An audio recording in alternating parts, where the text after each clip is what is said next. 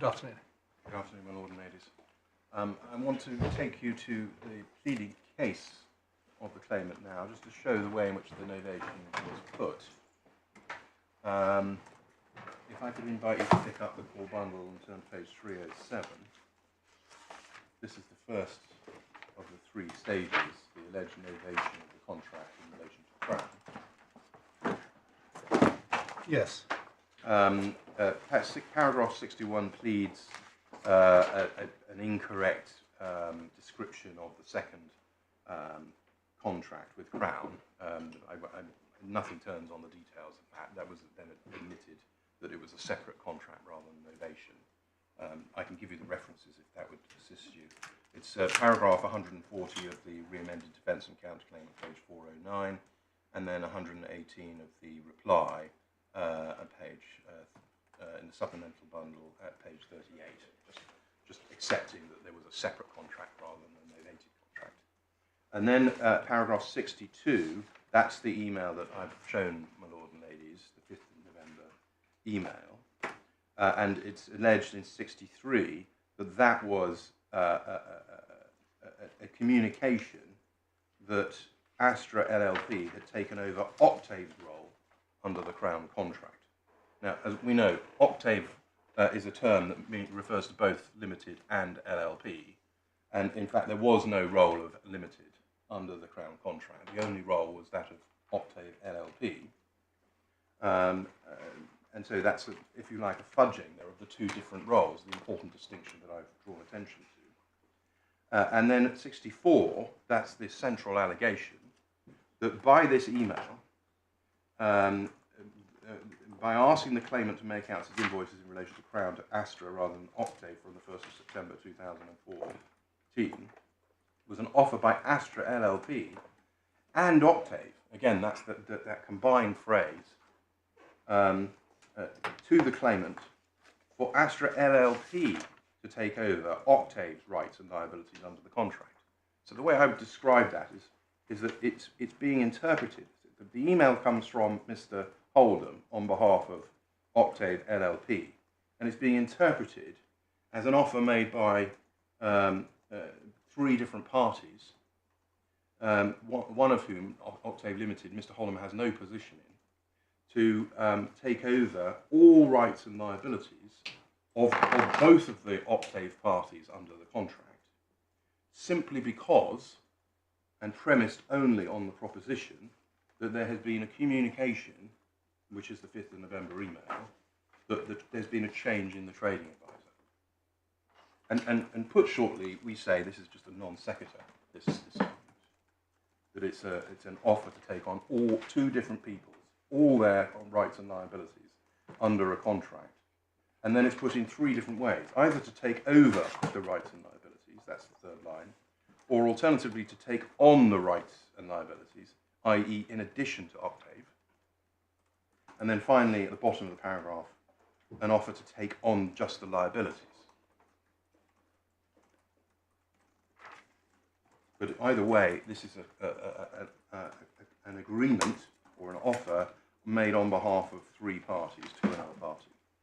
And then paragraphs 65 and 66 plead the response, that is to say the sending of an invoice. And then 66 pleads the fact there was no complaint by Musst. And then at 67, the consequence of the submitting of invoice and the lack of complaint. In the premises, by sending these invoices without complaint, or by accepting them, sending them and accepting payment without complaint, the claimant accepted Octave's and Astra LLP's said offer, and thereupon the contract became novated between the claimant and Astra LLP in place of Octave in relation to the Crown funds. So that's the allegation. It's a novation. It's put in three slightly different ways, but it's said to be an agreement between Musst and three other parties. And then 68 to 69 sets out an alternative. If it wasn't novated on that first occasion, then it was novated on the second occasion. That's 68 to 70. And then at 71 to 72, those same things are pleaded as forming the basis of an estoppel. And then at 73, it is pleaded that Astra LLP takes subject to equities because it knew of the facts.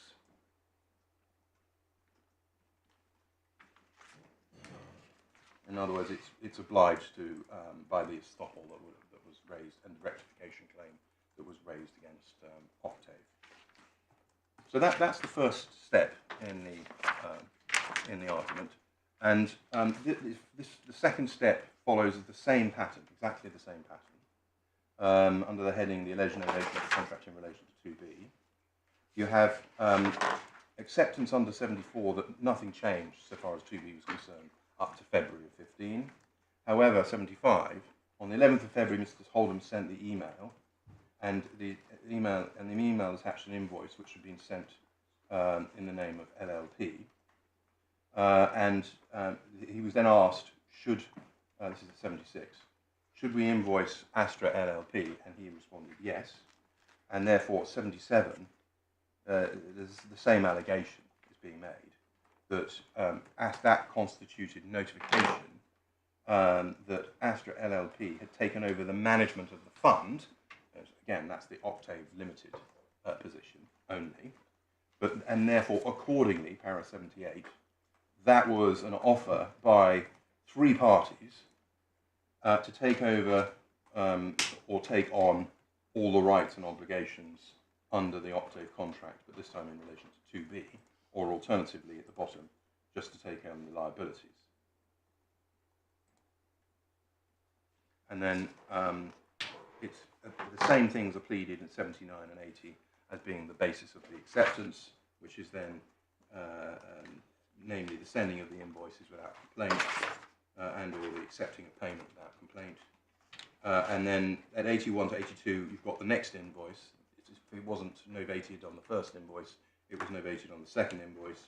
At 83, you've got the estoppel, same estoppel, and at 84, you've got the same equity allegation.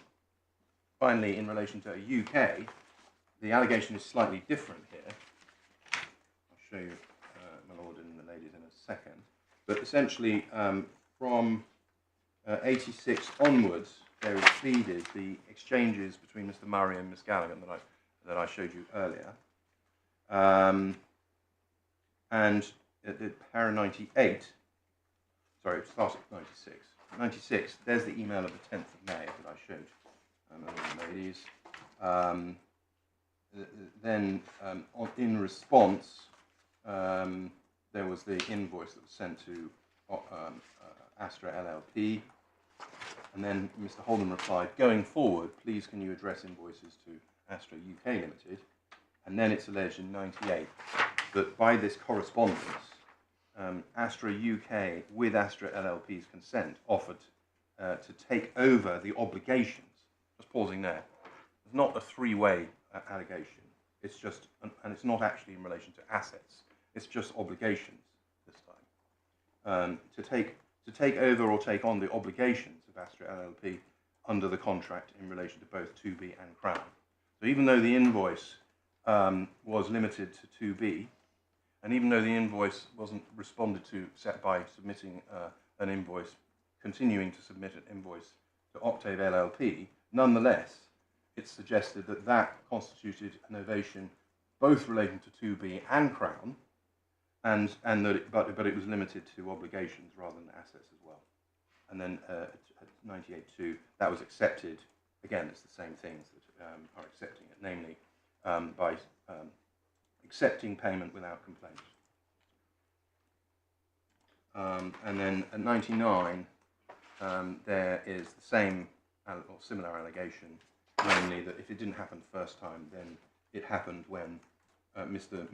Siddiqui demanded payment on the 28th of July, notwithstanding the circumstances in which that was made that I pointed out earlier. There's no allegation of estoppel, similar to the earlier alleged novations, but there is an allegation of relating to equities, which one sees at paragraph 100. And then the end result is, therefore, that Astra UK is bound by the obligations and therefore must pay. provided statements. That's the conclusion of paragraph 1. So that's the claim. And the reason I've shown you that is because in my submission, that's not the judge did not find that there was an agreement in the terms alleged. He found a different agreement, which I'll describe as a bipartite agreement. But I'll show you that, if I may now. We go to the judgment, and in particular the discussion part of the judgment, where the judge reaches his conclusions, which is begins at paragraph 369, which is page 301 of the core bundle.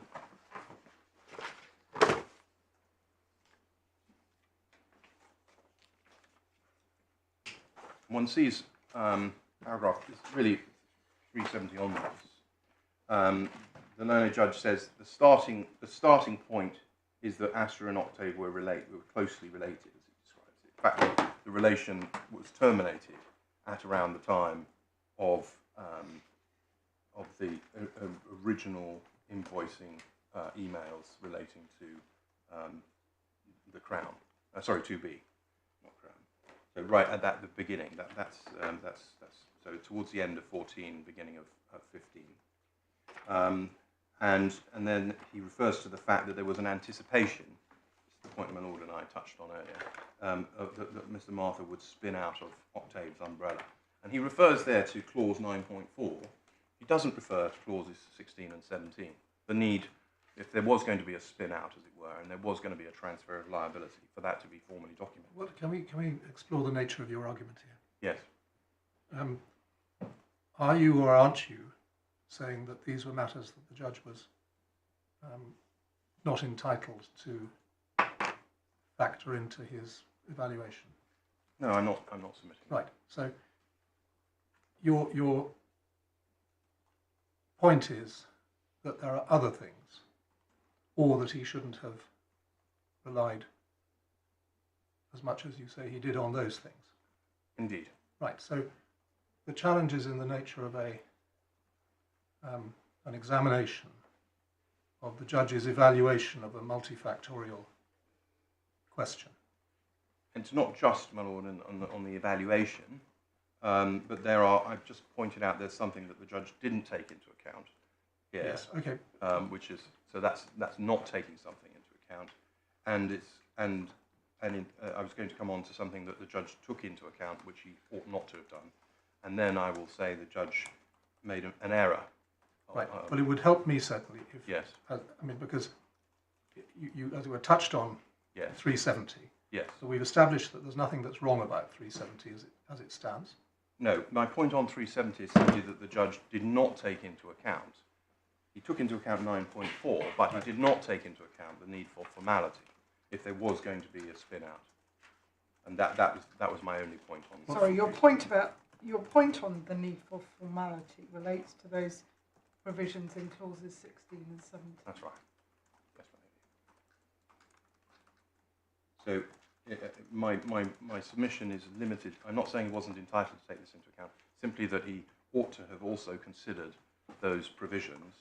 And I will take, my Lord and ladies, to later on in the judgment where the judge does consider those arguments.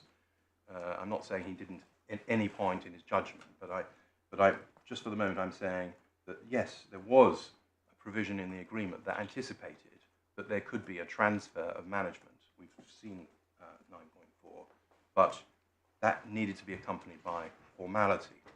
And it's that if their parties knew that it needed to be accompanied by formality, and that's an important part of the background which the judge doesn't address, at least not here. My point on 371, my Lord and ladies, isn't is simply that this is an occasion where the judge is saying that he accepts Ms. Galligan's evidence as to how she accepted the position related by Mr. Murray, that it was a name-changing exercise. And my point on that is that this was a judge taking into account something about the subjective understanding of the parties, which, although might have been relevant to the question of estoppel, would not have been relevant to the question of construction, the authorities that I have shown, my Lord and ladies. Now this isn't my best points. You know, I'm just showing that what the judge is doing here is he is taking into account factors that he regards as supporting his conclusion. And then he doesn't consider other things at this stage, but what he then does at 372 is he confuses the positions so far as the manager and the investment manager are concerned. So what he says was this: the context was as follows. The business of Mr. Martha, formerly conducted through the vehicle of Octave, with the advantage of its regulatory registration, would from August 2014 be conducted by Astra LLP. Now that's not right, because what we know is that the arrangement was between Octave LLP and Astra Asset Management LLP. It was a trading advisory arrangement in that Astra LLP was the trading advisor to the fund. That's the first point. The second point is, it's quite right that there was a change of regulatory registration, but it doesn't follow from that the business is now only being conducted by Astra LLP. We've seen that that's not right, that in fact the business was being conducted by Astra Capital as manager of the fund and Astra LLP. What one reads in this paragraph is the judge rehearsing what I thought was, at least he was intending to be, simply a narrative. Right. He's not doing more than piecing together what he considers to be the narrative. Is this something that was raised when the judgment was handed down in draft? What the judge, is this something that was raised? It was certainly went on my application for permission to appeal, absolutely. No, but we you had, submitted that the you had this judgment in draft. Yes. In October. Yes. And it would be a perfectly simple thing to say, well, actually, Judge, you've made a mistake here. Yes. But actually, the evidence says it's this. Was that done? I don't think that we went through the judgment, my lord, and pointed out every. But if you're saying that a judge has got basic facts wrong, that's what you're to do. Well, the judge knew that there were these two different positions of. I think we even pointed that out. Yes, but there's nothing in this sentence that suggests that he understands that he is, from your point of view, treading on the very issue and deciding it in that way. Well, no, it was my submission all the way through the trial that there was this fundamental distinction between the role of manager and investment manager. That was in my oral. Well, I'm speaking for myself. Your moment to make that point as to a factual inaccuracy in the judgment, if it is one, was last year. Well, what we're saying is the judge got it wrong, particularly in the last part of this paragraph as well, when he considers that the fees were being paid prior to the transfer to Octave Limited, when, my lord, the position was that the fees were being paid to Octave LLP. Where does he say that? He says that in the last penultimate sentence. All fees payable to Octave Limited would transfer, subject to the agreement of the contracting parties, to Astra Capital.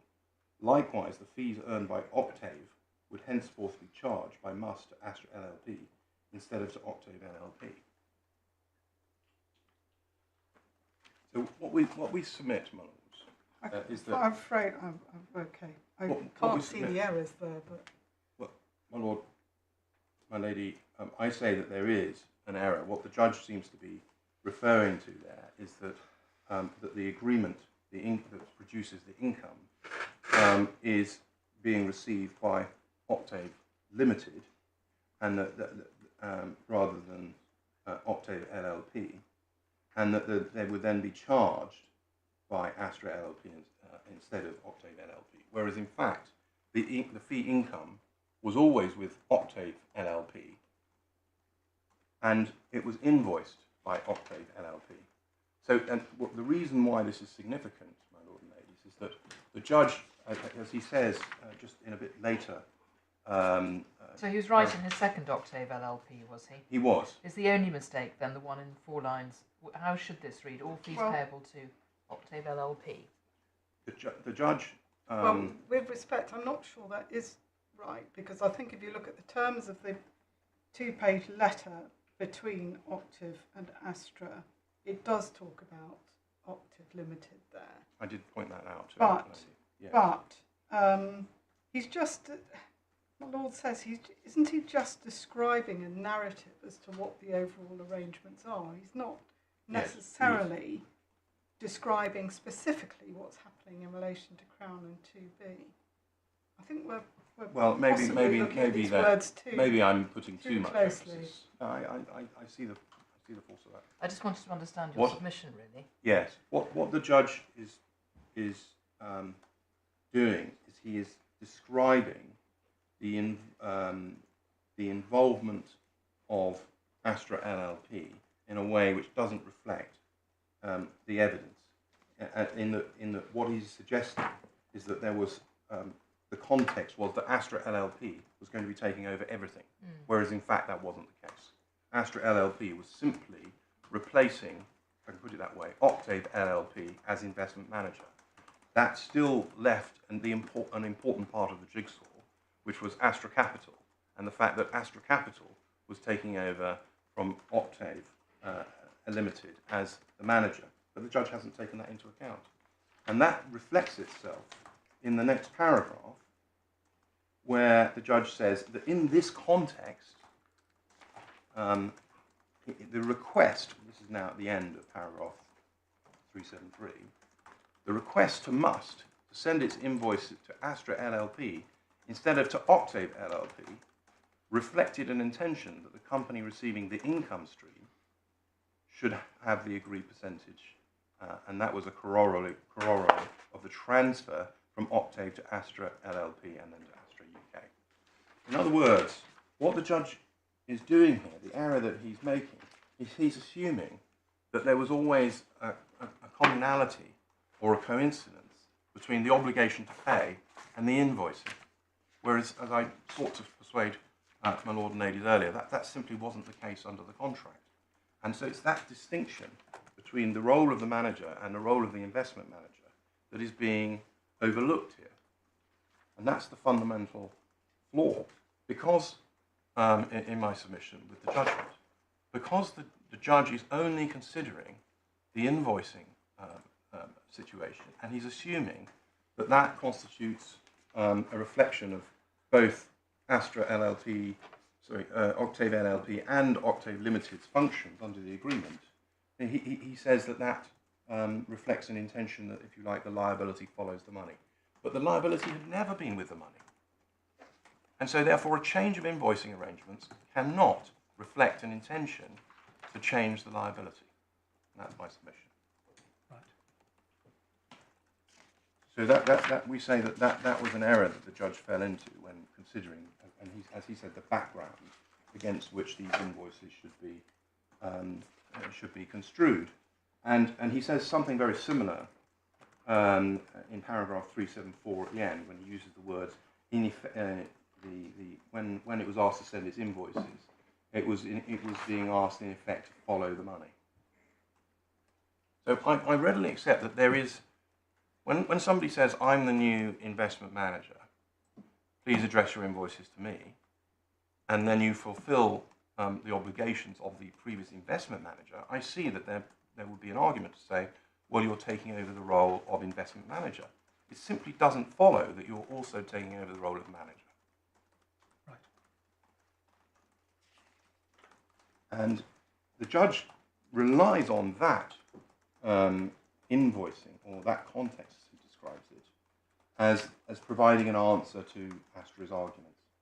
He doesn't just rely on that. And that's a paragraph. He relies on their conduct.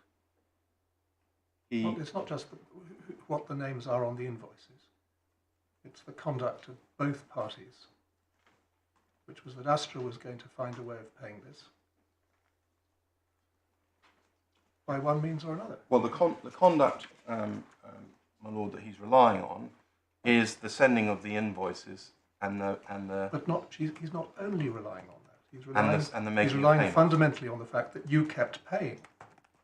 Yes, so it seems to me that even if your argument is persuasive in regard to who's to get the invoice, that you have to deal with that.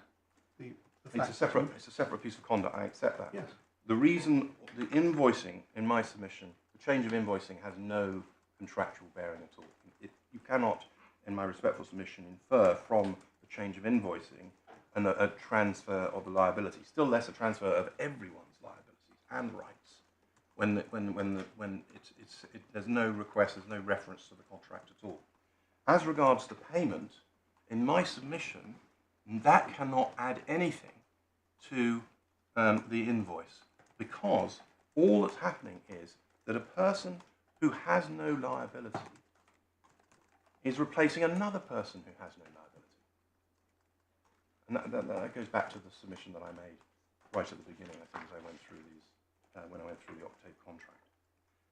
And so that is why this is a very different case from some others where one person has stepped into the shoes of another contracting party and performed their obligations. Here, the only shoes, if Astra LLP did step into shoes, the only shoes that it stepped into was Octave LLP's shoes, a non-liable party. So it's simply a step too far to say that by asking Musst to invoice and to accept payments from Astra LLP, that necessarily creates the inference which the claimant must have, namely that Astra LLP was taking over the role of Octave Limited. That's my point. I probably repeated it many times and using almost the same words, and I'm sorry for the repetition, but I think I've made that clear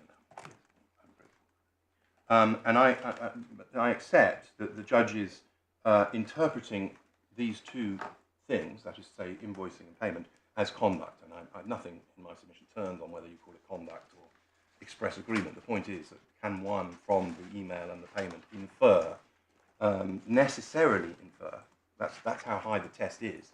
There has to be clear evidence that when Astra LLP sent that invoice, that is what it was intending to do. And I go further and I say that how could that possibly be a novation of the agreement when it would need to involve Octave Limited, and Octave Limited is not, I mean, I accept there is a commonality of staff between the LLPs, but not with Octave Limited. So it couldn't amount to what is being alleged, namely a novation of the whole agreement. With Octave Limited, has not even got anything to do with these exchanges. So that's my submission. Then the judge turns to an argument and rejects an argument that was advanced at 376, and he says that that the fact that Musst did not make an introduction to Astra LLP is not an answer. The reason why that was significant was that there was no commercial reason or need for Octave LLP to take on a contractual liability here. It had already obtained an agreement with 2B and Crown, so it had the income stream. It didn't need to agree to step into the shoes of Octave Limited, and it never did so. It was never its intention to do so. Its intentions, as shown by the draft agreement and the correspondence with Mr. Murray, was to simply occupy the role of investment manager, and with which there'd be no liability. And it was Astra Capital that was willing to take on the liability. So that's why that, although it's not an answer to the claim as such, it's still a relevant factor. And when the judge says, as he says in this paragraph, 4 lines up from the bottom, it made commercial sense for the obligation to pay to go with the receipt of the income. Again, he's making the same mistake, respectfully, that he made in the paragraphs I showed the court earlier. And that is to assume that, that the person who received the income was always the party liable, and that just wasn't the case. So that's the background, and there are a number of errors that I sought to persuade my lord and ladies that the judge has made there. And then we turn to what the judge actually found from these exchanges. The judge in 377 says that this wasn't a wholesale novation, in that it didn't go back to the inception of the contract. He sets out the different ways in which it's put, and he says at the end of paragraph 377, it suffices for either case to be correct that is either a taking over or a taking on, provided it's one or the other. Now, I'm not criticising the judge for that so far as it goes, because I accept that you can have either a taking over, in which case you are assuming somebody else's obligation, or taking on, in which case you would have another separate obligation in addition to that first obligation. I accept that those are two ways in which there could be a liability. But what I say is that it's important to decide which one it is, because the legal consequences are quite different. In the first instance, Octave Limited has no liability anymore, and the only liability is with Octave LLP, Astra LLP. And in the second, Octave Limited has continuing liability, and Astra LLP also has a liability, and that's important. And I can see it's important outside the confines of the case, but to be fair to the judge, it wasn't necessarily important for him to determine the dispute, was it? Well, I was about to say Sorry. the judge is recognising here that it is important, because he says provided it is one case or the other, and that is the segue to what he actually finds. Right. And I do respectfully submit that is important, because what was alleged was this novation, admittedly in different ways.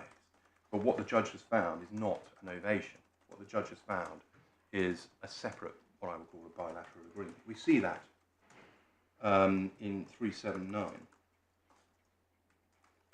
and following. And in fairness, I just want to point out, in fairness to the judge here in 379 is cognizant of the fact that Astra Capital is the manager and that Astra LLP is the investment manager under the original contract. He is aware of that. And he is also aware, because one sees that at the third line up at the bottom, that what was suggested was that LLP would drop out and that Astra Capital would become the manager. He is aware of that. Which is, being aware of this distinction then makes what he said earlier all the more confusing, and the gap between what the documents and the liabilities show and what the judge inferred all the more surprising in my respect to the judge. Okay, just to be a bit But I'm showing you careful. that just to make the point that the judge is aware. I don't want you to... Yes, I understand that. Yeah. He is also in 379 reciting the evidence in chief of Mr Murray. Yes. These aren't necessarily his findings. Okay, well, that's a fair point. Anyway, I was trying to make a point against me rather than for me. Yeah, that's right. That's, if you like, the background. Then the judge, having set that out, starts at 382 to consider the principles that apply where parties negotiate on a subject to contract basis but perform in the interim. He cites the well-known case of RTS at the bottom of 382, and he quotes from Lord Clark's judgment at 383, on sort of the general proposition relating to the objective theory of contracts, none of which with which we disagree, but we simply say that this wasn't a subject to contract case. There was never any expression of subject to contract here.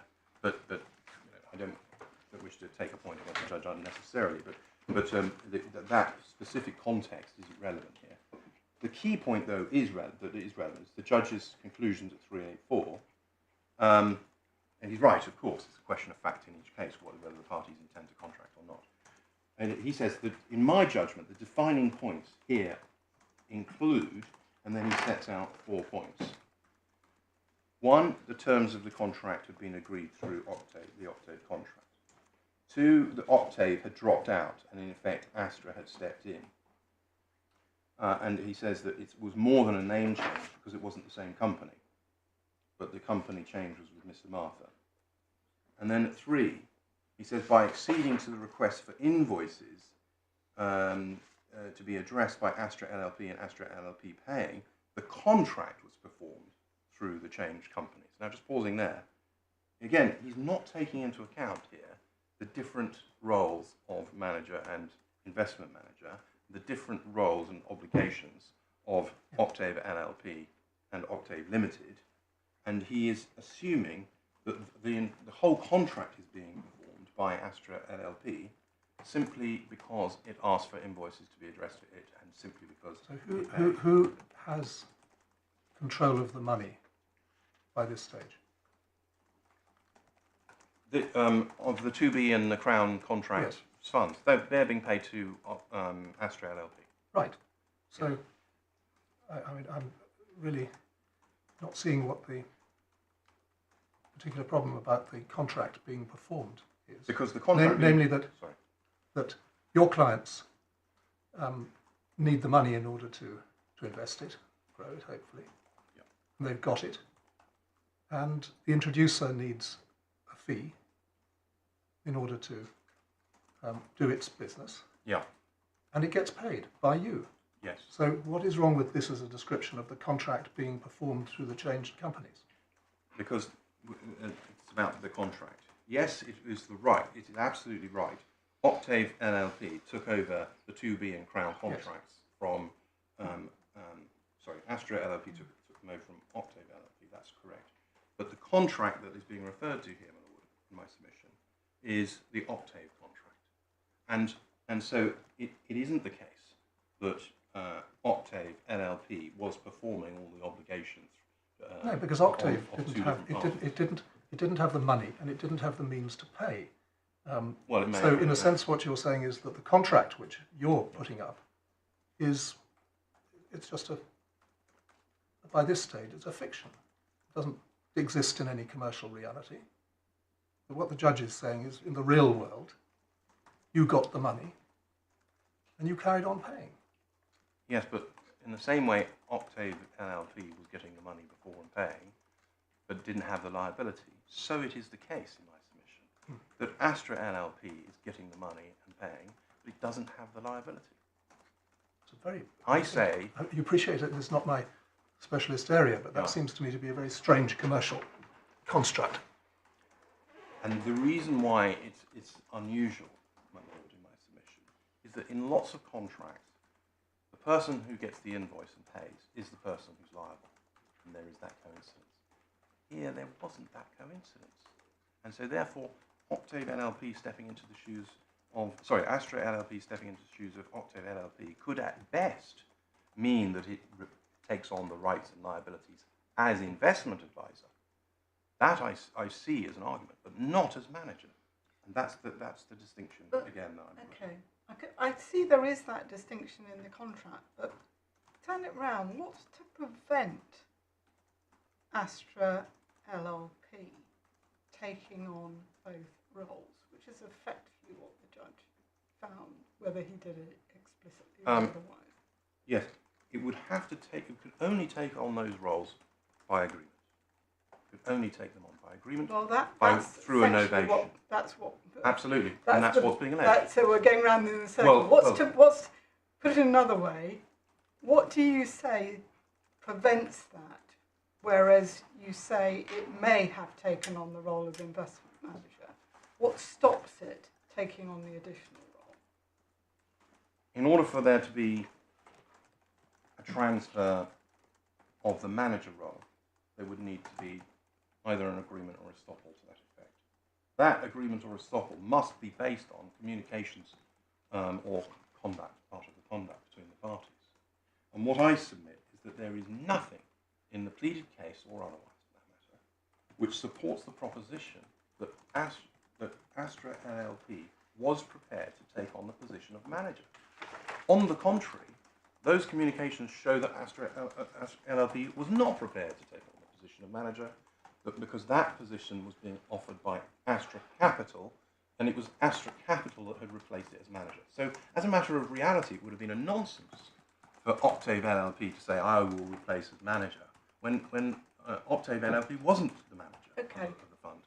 I've made the point before, we're not actually dealing with the fund here, we're dealing with managed accounts. And the counterparty to the Crown and 2B contracts is not the manager. Yes. So Okay, I won't repeat the question, but there is.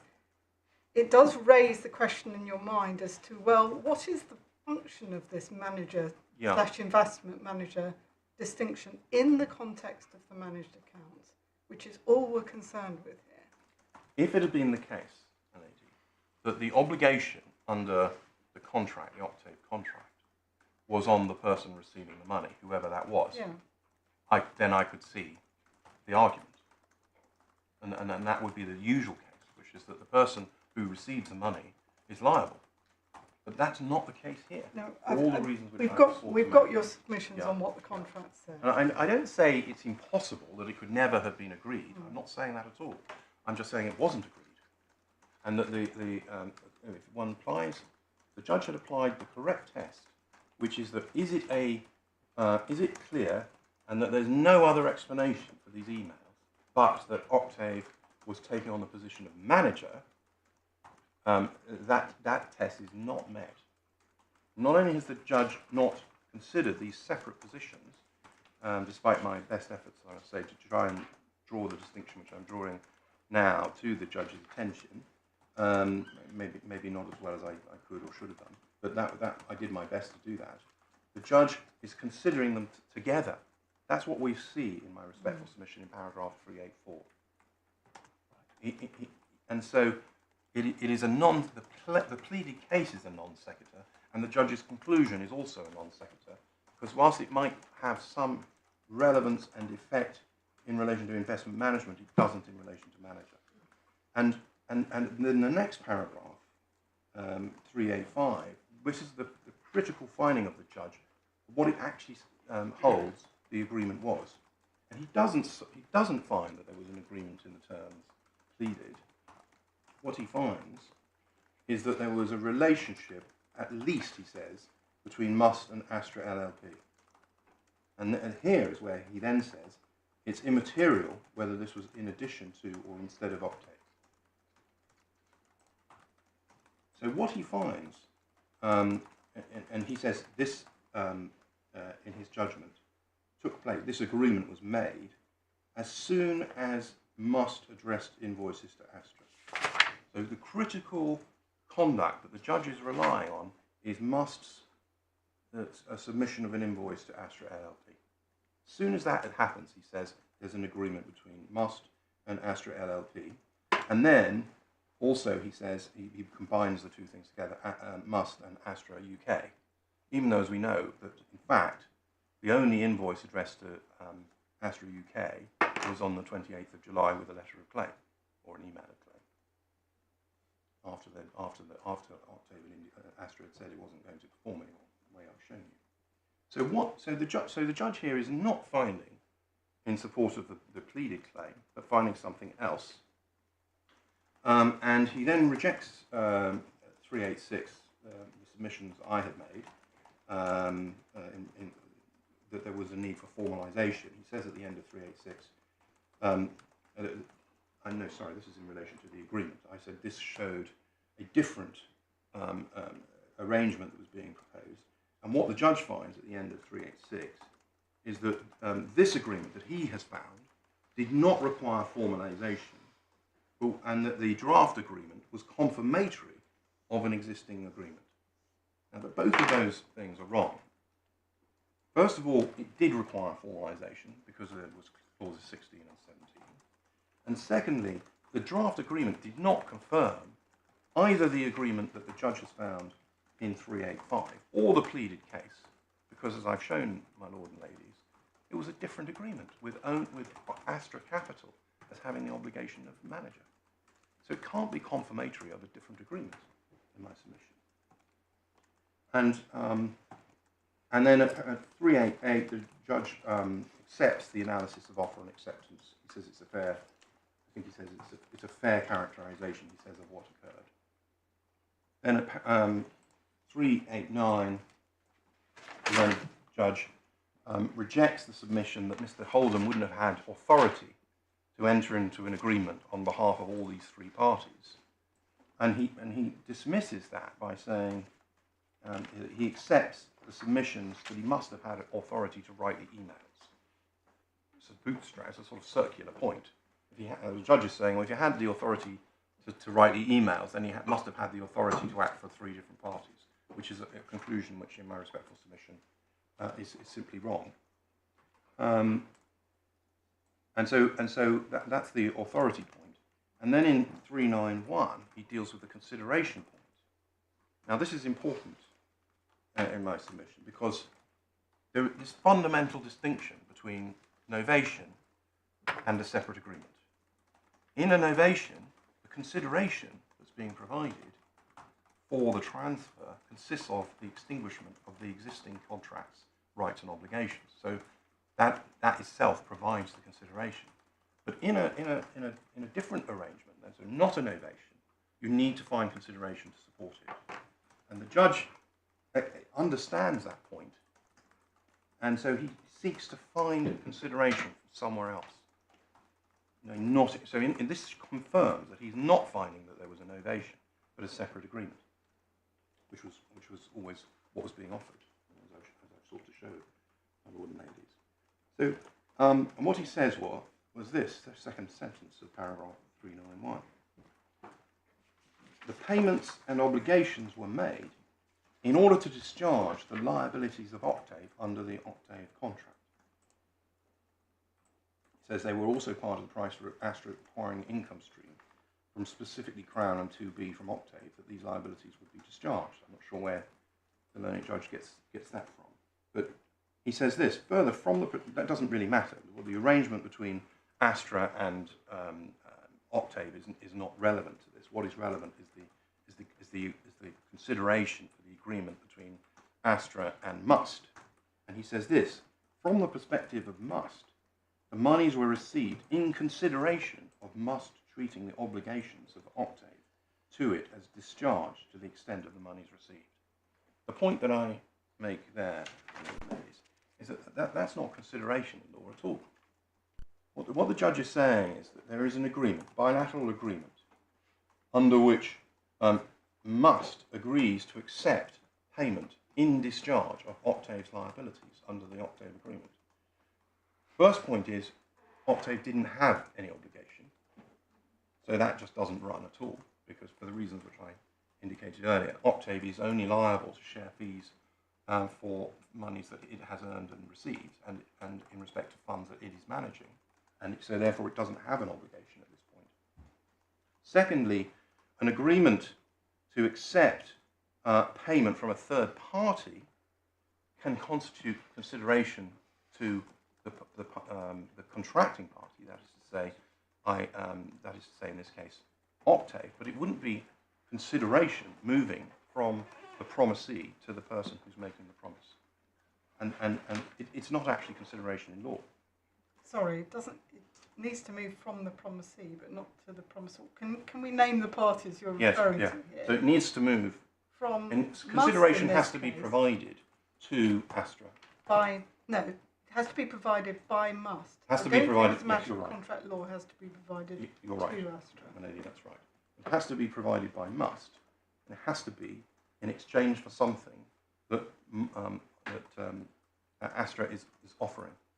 What the judge is saying is that the mere acceptance of money is the provision of a consideration, and he says that is the acceptance of money to discharge the obligation of Octave. I've made the point that Octave has no liability, but here I'm submitting this, that the simple, as it were, acceptance of money is not the provision of consideration. I'm receiving something. It's not actually providing anything. And so there's no consideration in my submission and law that's moving from Musst to Astra in exchange for this promise. And as I say, the promise doesn't work anyway, because the alleged promise is to discharge somebody else's obligation when they haven't got one. And therefore I submit that the consideration which the judge has found is not only wrong, but also is something that's not actually been pleaded at all. That this was never the claimant's case, that there was a bilateral agreement pursuant to which Musst agreed to accept money in exchange for a promise to discharge Octave's obligations. That is not the case that was pleaded or put. That's what the judge is finding. And possibly the reason for that is the existence of clauses 16 and 17. I've made the point a few minutes ago that I don't say the judge completely ignored those clauses, and the judge deals with them at paragraph 392 and 393. What he says is that those clauses don't bite at all because there's been no variation of the octave contract. That's what he says in the middle sentence beginning as regards clause 16. So there's no variation between the same parties. And that the introduction of a new party, he says, isn't a variation, which I submit the judge is just wrong on that point. The introduction of a new party to the octave contract would necessarily require a variation, an adjustment of the kind which the judge has found was made in paragraph 391, namely that it's not octave making the payment, but now it's going to be Astra. That would be a variation of the obligation under the octave agreement. Therefore, the judge is just wrong about clause 16 in paragraph 392. And as regards clause 17, the judge deals with that in 393. He says, this does not affect the ability, sorry, this is 4 lines down.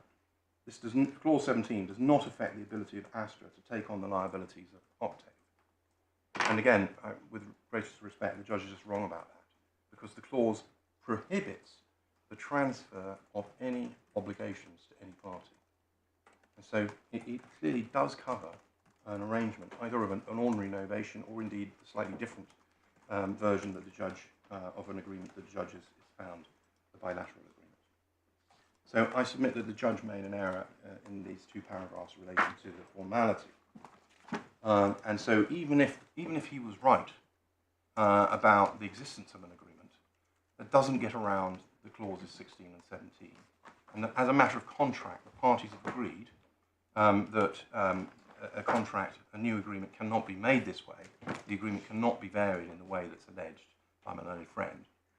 And so therefore they are bound by that agreement. And I probably don't need to take my lords and ladies to the authority in support of that, but it's just to give you a reference. It's in the bundle of authorities. It's the case of Rock, MWB Business Exchange Centres and Rock Advertising, which is at tab 13 of the bundle of authorities, which upholds the validity of those clauses. So, wrong in my submission on his on the context, wrong in my submission on his interpretation of the emails, wrong in my submission as a matter of law in terms of finding an agreement that wasn't pleaded, supported by consideration, and wrong also in my submission in relation to the effect of clauses 16 and 17. Then the learned judge at 374, I see the time, 394, looks at the novation to Astra UK, and he finds, for the reasons which he sets out there, that there was a novation to UK. And in my submission, that is admittedly it's on the back of his earlier analysis, and so I'm not saying that one can ignore that. But the judge simply agrees essentially with what Musst submitted.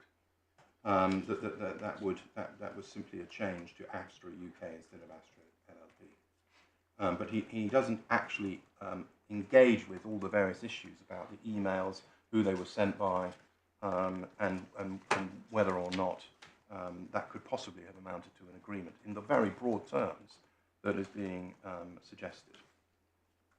And then at 396, the learned judge dismisses the argument that I had advanced in relation to equities, because he said because Astra or Mr. Martha knew of the same, because he'd been involved in Octave, he therefore knew of the same facts.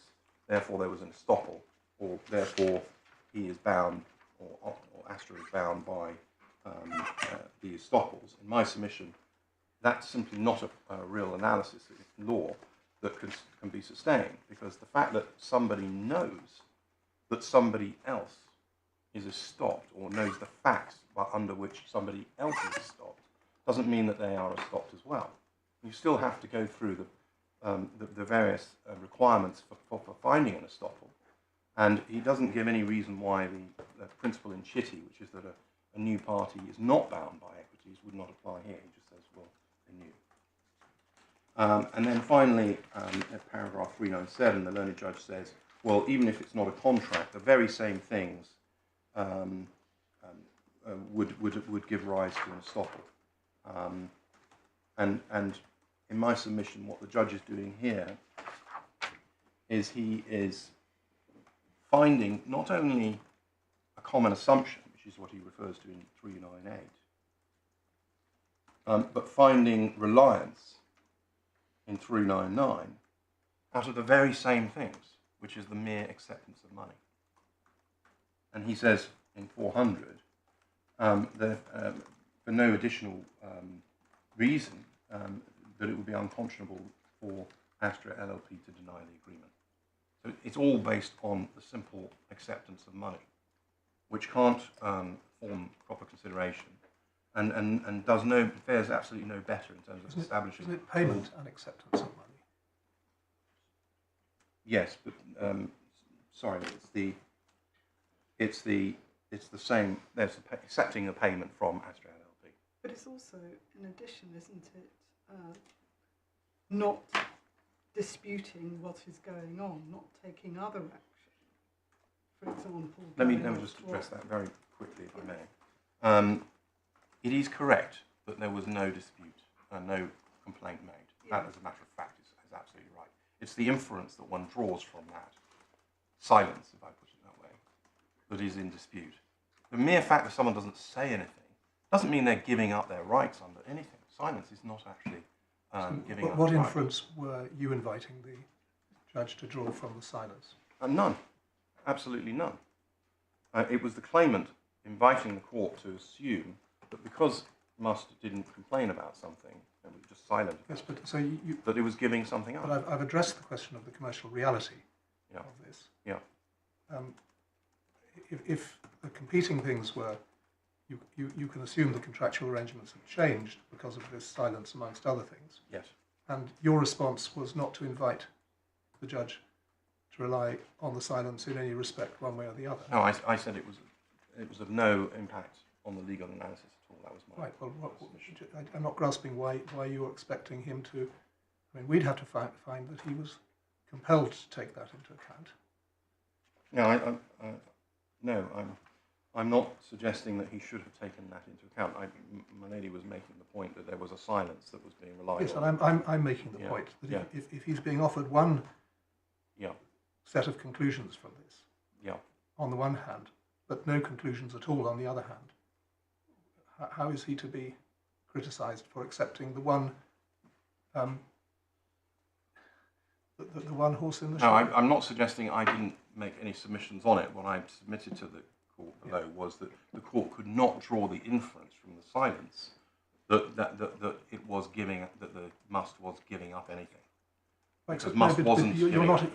I mean, in the real world, you're not entitled simply to say don't rely on anything. You've got to have a case on this. Absolutely. So, what was your case about the silence? The case was that whether or not there was a claim for breach of the relevant clause was something if Musst wanted to bring that claim for it to do. It never did. There could be all sorts of reasons why it didn't. But the mere silence, simply not asserting something, cannot of itself. Right, so you asserted no positive case in relation to the silence. I don't want to. I hope I'm not engaging in semantics. No. I did not. You didn't make. I You said didn't that say. there couldn't be an You didn't inference. say the reason for the silence was this. You know, we may have been paying without complaint and so forth, but the reason that we did that It wasn't for, my lord. It was for Musst to advance. If it was going to advance a case as to the reason, it wasn't for Astra to do that.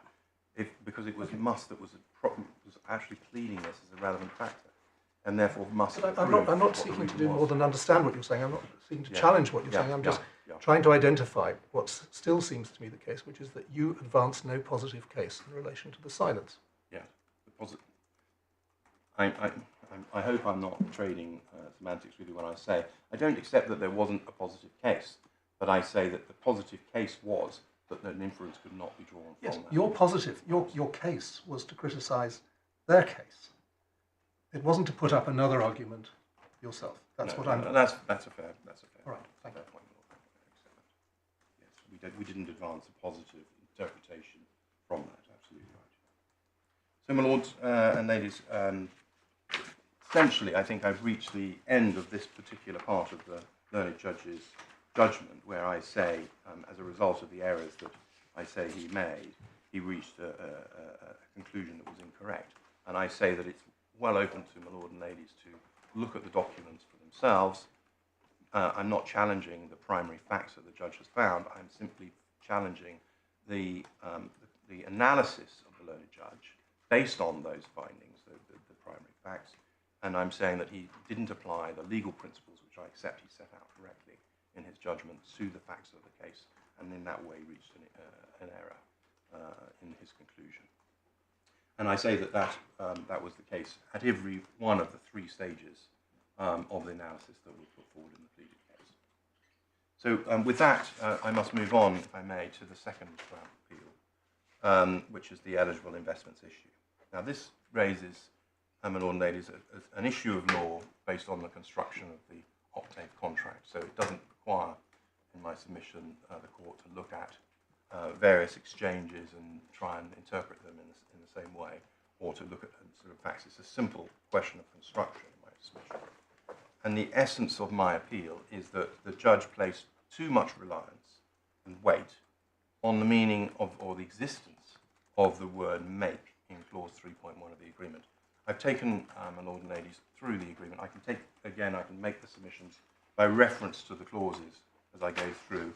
It might be easier if I just do so by looking at the judge's analysis rather than take you through them again. Again, I would I say that the judge was absolutely correct in his setting out of what the legal principles were in relation to the construction of the octave agreement. I say that the lords and ladies look at paragraphs 250 onwards of the judgment, at page 163. I say that the judge summarised the principles admirably by reference to the three leading cases of Rainy Sky, Arnold, Britain, and Wood and Capita, from Paris 250 onwards through to 259. I would just emphasise,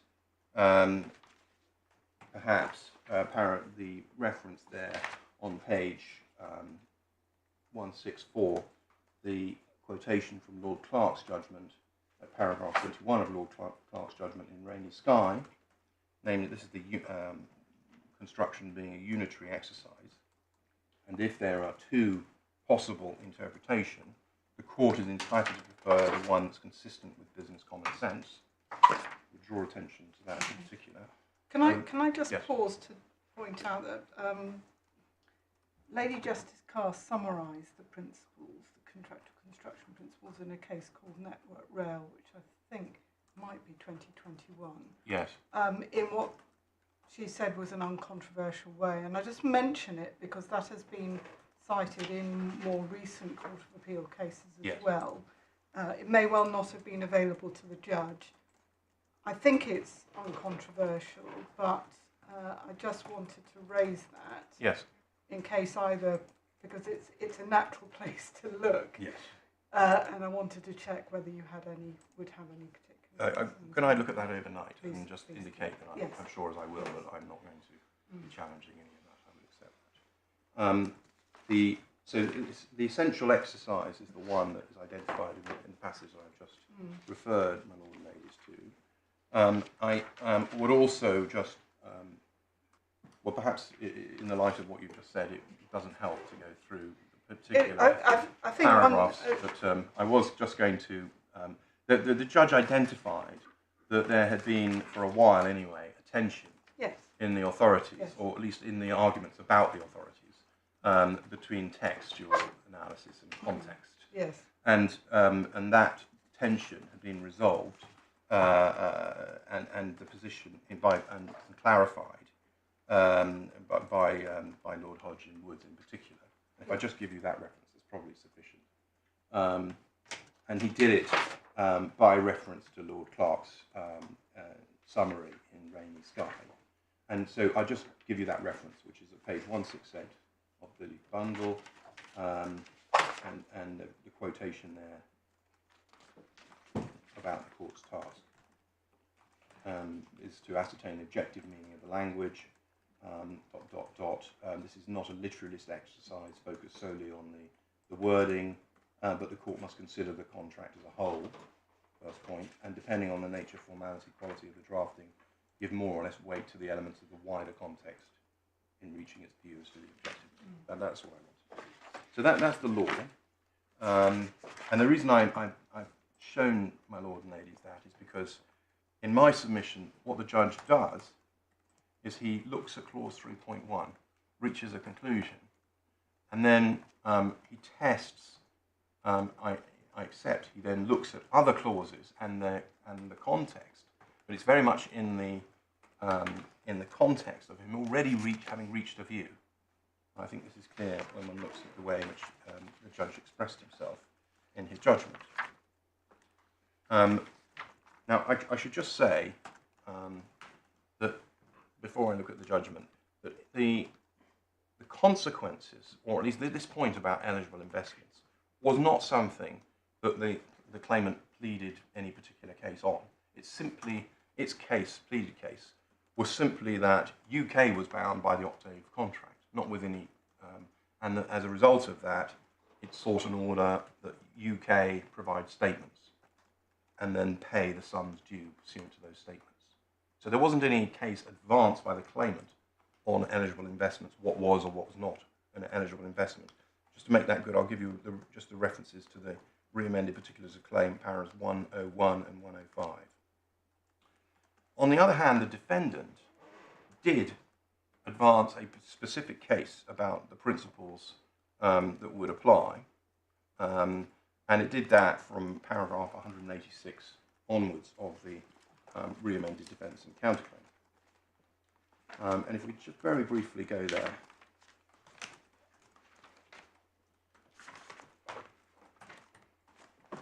page 427 of the core bundle.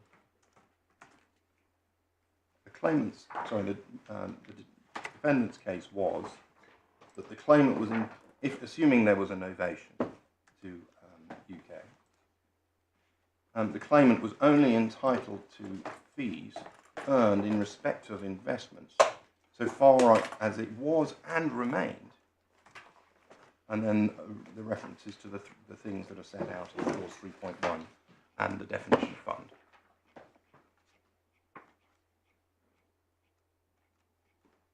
So in under 1, there had to be an investment in a fund, it had to be advised by Octave, and it had to be for current strategy. And then under 2, the fund had to fall within the definition contained in clause 1.1. It had to substantially replicate ASSCF, and it also had to follow current strategy. And then the matters are a number of specific matters are alleged. First of all, in 187, that there was a deviation from current strategy with effect from December 14 or 15. We don't need to go into the details of that, but that's the current strategy issue. And then at 188, the fact that there were these second and third contracts, as a result of which it wasn't Octave managing and receiving, but it was the Astra LLP and then Astra UK. So that's the Octave issue. And then thirdly, at 189, that ASSCF was restructured on the 31st of December 2015.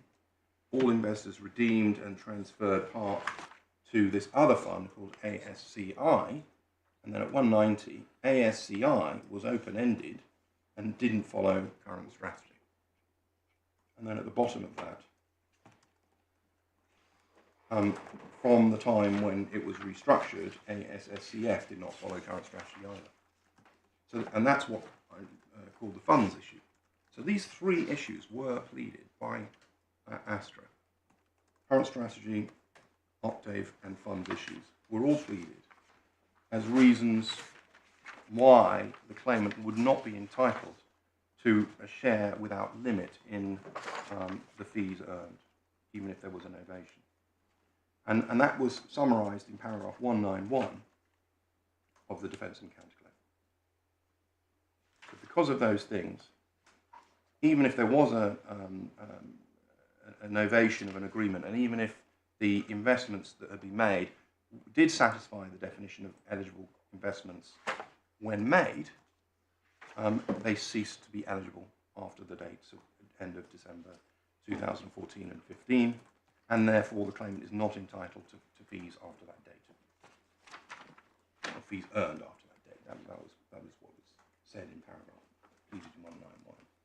And the claimant actually had a different case from which it alleged by way of an amendment to the particular claim in answer to that, namely to rely on an estoppel. And that estoppel, just very briefly, I'll show you where it is. That estoppel was in paragraph 112. Yeah, 113, page 323.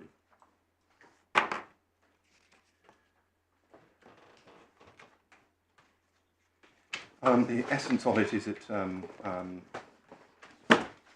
113C. So 113B denied that was the construction of the octave agreement, and then at 13C, the common intention and assumption was for the claimant's right to fees to continue in relation to each eligible investment until and to the extent that it or the asset acquired by it was sold or converted into a non-eligible investment, at which point the right to performance fees would accrue. So that was the claimant's own case in response. Now that case was rejected by the judge, and there's no appeal. The judge dealt with that in his judgment. He does. The previous paragraph does deny that it's the construction for which you contend is the correct one. Oh, I did. Yeah, absolutely. I hope that I made that clear. Indeed, the claimant did deny that assertion. Absolutely. And then advanced a different one, namely that there was an estoppel. So there were 2 points that lie before the judge, namely whether that interpretation was right, the construction issues, and there were 3 of them as I've identified, and secondly, if it wasn't right, then or was right, whether there's an estoppel. And the judge dealt with.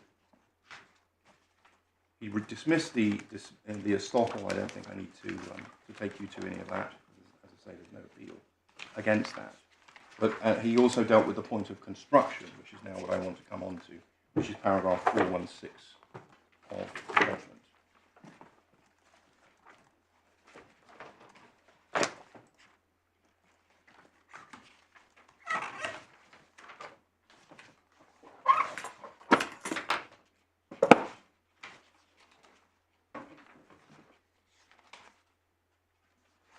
Just to give you the reference, the judge dismissed the estoppel argument between paragraphs 437 and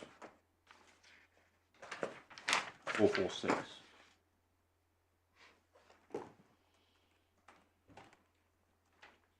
And the point that was made in the skeleton argument in the first appeal is that the judge didn't deal with the funds issue directly in his judgment, but that this had been drawn to his attention, which it was done at the consequential hearing, and the judge was giving a further judgment on that funds issue, which he then eventually did, and that's the issue that's captured. It's captured by the first appeal anyway, but it's more specifically captured in the second appeal. What I'm under the second ground of appeal, what I'm dealing with is what I think we can call for the moment is the current strategy. I want to deal firstly with the current strategy issue. Now, what the judge does is he looks at starts off at 417 by looking at clause 3.1, and he underlines the word makes in clause 3.1, adds that emphasis, and then and he says, those are just the top of the next page, the clause refers specifically to the making of the investment. This indicates that the investment has to be for the current strategy at the time of making the investment in order to qualify. And Astra's position is that it doesn't disagree with that at all, but it's the inference which the judge takes from that that it disagrees with. Namely, the mere fact that it has to qualify at the point of entry, if I can put it that way, doesn't mean that it doesn't have to qualify at any other time. That is simply a non sequitur. And yet that is the conclusion which the judge has reached, namely that clause 3.1 talks about inception, so that is the, as he put it, relevant time. The critical point is the words that I think he uses in his judgment. Critical time he uses in 424, and we'll look at the other passages and descriptions that he uses. But so what the judge is doing is he's drawing an inference that he shouldn't draw at the very outset. At this stage, the only thing the judge is really looking at is clause 3.1. And he then looks at the pleaded case, which I've shown you, paragraph 418, and he says it's telling that the Astra submission is that it's not was, but also and remained an investment. An ordinary American, but that's the pleaded case. And he says in the next sentence, the wording in clause 3.1 is about the point of making the original investment. It does not contain words that in the event that the investment ceased to be, then the entitlement to fees would cease from then onwards. And he says, if that had been intended, the octave contract would have provided for that expressly. Now, just pausing there, I don't accept that the octave contract needed to say what it didn't cover. I don't accept that premise. And I go further than that. I say the absence of something has to be considered amongst the other terms of the contract. And in particular, when it comes to clause 3.1, the definitions of current strategy and fund. Those are very important because those are imported into clause 3.1. And therefore, if one's going to reach a conclusion, even on 3.1, one has to consider those definitions. Now, I've already shown, my lord and ladies, what clause 3.1 says. I think you have the point that it's the last sentence in particular that I rely on, because in my submission, that sentence makes clear that you don't just look at the question at the point of inception. You look at the position thereafter as well. I think you mean the definition of funds. That's correct. Yeah. That is absolutely right. Okay. So I mean, one possible construction of that last sentence I just wanted to put to you. I'm looking on page 345. Yes. Could be that it's just an acceptance by the parties that at the time the contract was signed, the so-called current strategy was still in place.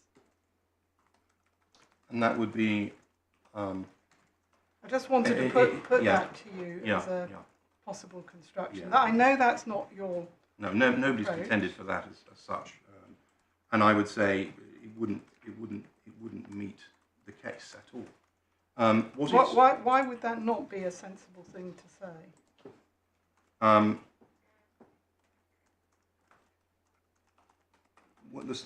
The definition of funds talks about the different options. What essentially is being captured is saying, listen, we will share fees with you if you make an introduction. And it doesn't matter whether they make the introduction into ASSCF or a managed fund that replicates it. You can share fees in either if it wants to make the investment either way. And so what it's capturing, this definition, is always something which is wider than simply ASFCF. It's referring to whatever the strategy currently is. It's referring to, well, that's what current strategy, that's what the definition of current strategy Lowercase is very much focused on that particular issue. But what the definition, in my respectful submission, funds is seeking to agree is to capture what has to be invested in, because the investments are not made directly, as it were, in the assets that are acquired by the manager. The investments are made into a managed account or a fund. So you could have, like, in the case of ASFCF, it might own, say, 5 bonds, but that's not the investor's entitlement. The entitlement is whatever share it gets in the fund. And similarly with managed accounts, it's not. It's an account. It's capturing the investments in the account rather than the assets that are required by the account. But what it's saying is, in order for something to qualify as a fund, it's not the actual ASFCF fund. It has to replicate that fund, and it has to be following substantially the same strategy. And when the words, when the fund is referred to in the last sentence, it's not referring to ASFCF, which I think Milady is. No, I'm not saying that. Maybe, it's just saying the strategy, lowercase, the strategy remains substantially, ignore the word the, similar to the current strategy. So I have to say, I have to make the point that, to me, that's naturally saying the parties are agreeing that what we're doing at the moment, at the time of signing this agreement, accords with the definition of current strategy. That, to me, is the natural meaning. So I know that's not how you're putting it. No, that isn't. To make that point. See that. So it effectively remains at the date of this agreement, substantially. Yeah. No, I don't accept that. And that's important. That wouldn't really meet the case of what's required under this agreement, because the judge is right that 3.1 requires you to look at the point in time when the investment is made. That isn't the point when the Octave agreement is made. That's irrelevant. That's irrelevant. So what one is required to do, even on the judge's construction, is look at the point at which each investment is made. So it's looking forward. And it matters actually not at all whether the ASFCF is following current strategy at the date of the Octave agreement. What matters is the point at the beginning when the investment is made by the investor. So in my submission, there wouldn't be any call for that clarification. Well, I think there's perfect call for that clarification, because it would, it's the parties accepting that whatever is going on at the time of signing the agreement does amount to the current strategy. Yeah. So it may give some comfort, for example, to, most obviously to Musst, that if it introduces another client next week, when nothing obviously has changed, it can say that that's... Well, that, with the greatest respect, that assumes... I see there might be this inferential or some use, I mean, I see that.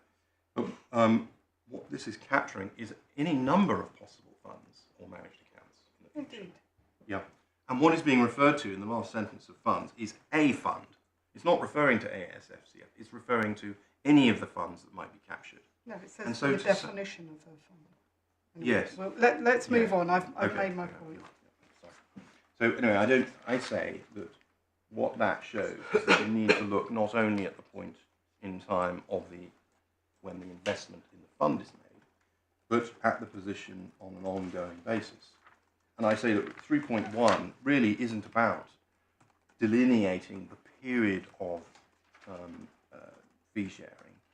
It's not directed primarily to that. It's about identifying what would be an eligible investment. It doesn't answer in other words, it doesn't answer the question, what happens if it ceases to be an eligible investment? It just doesn't address that point. So I don't accept either the judge's inference that because it refers to one point in time, therefore that's the only point that matters in time that matters. And in any event, as I say, I don't accept that that the judge was able to reach that conclusion without considering all the other provisions of the agreement. What the judge actually finds on clause 1.1, he deals with this in paragraph 420, and he says he accepts that there are points of textual interpretation that go the other way. So he accepts that there are arguments on clause 1.1 that go the other way. But he says this in 421.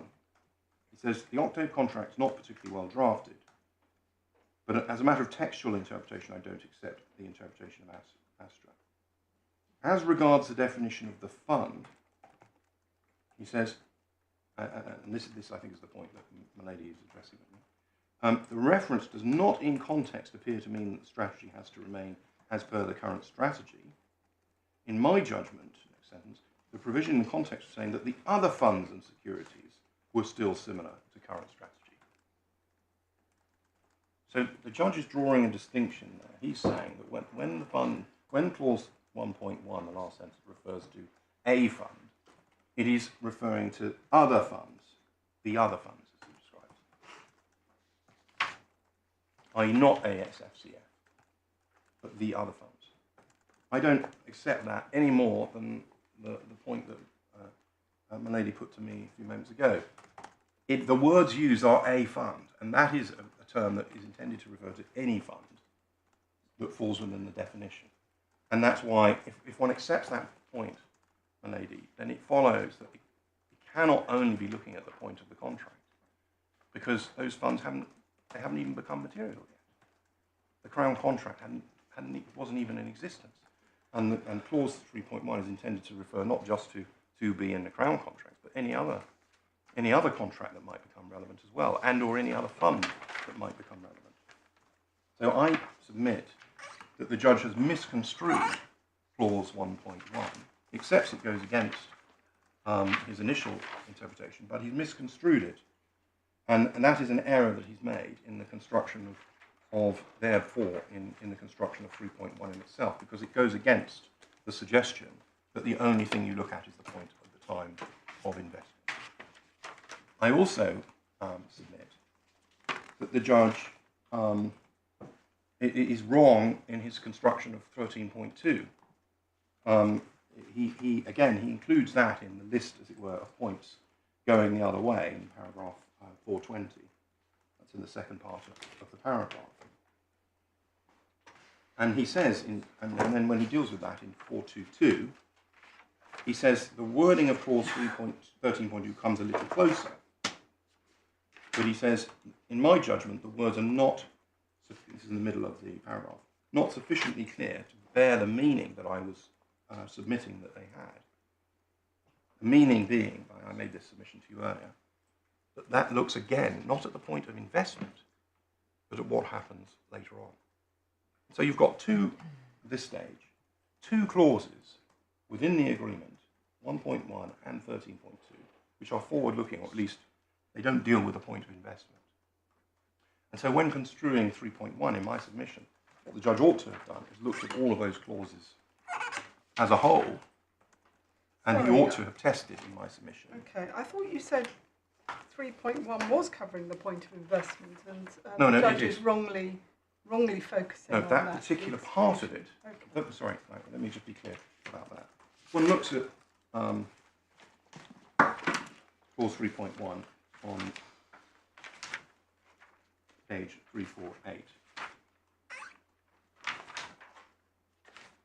Starts at 347, as we know, and it talks about fees that are going to be earned and received by Octave. So that's forward-looking. Yes. Then, over the page, at 348, it talks about, in respect of the definition prospective investor, which I haven't engaged in greatly, but it's the prospective investor who has to make an investment in the fund. So that's the context in which that word makes is made, in that it deals with the qualification for becoming a prospective investor. You are only a prospective investor if you make an investment in a fund. And I accept that that part of the clause is dealing with the point of investment. That much I accept. But when one then carries on reading the clause, one sees that it's not just limited to the point in time of investment, because it then deals with the fund being managed or advised by Octave for the current strategy on or before the cut-off date. Now, the words on or before the cut-off date necessarily refer to a point that may not be at the point of investment. So that part... Oh, okay. Now I'm glad you explained that, because that is not the only possible reading of that provision.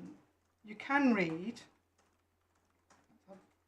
on or before the cut-off date as qualifying the word makes.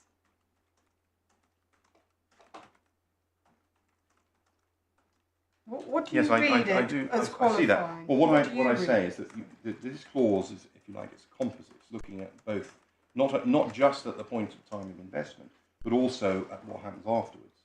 I say that's clear from the fact that the word makes appears in the earlier part of the clause, after the first part being about what's going on afterwards, earned and received. That could be at any time. Makes, I accept, is a reference to the point in time of the investment. Okay, but please explain what on or before the cut-off date refers back to if it's not the word makes. No, I accept that is a reference to the point of the investment. I do. Yeah, that does. But the words I'm focusing on are the words which appear in between, managed or advised by Octave for the current strategy.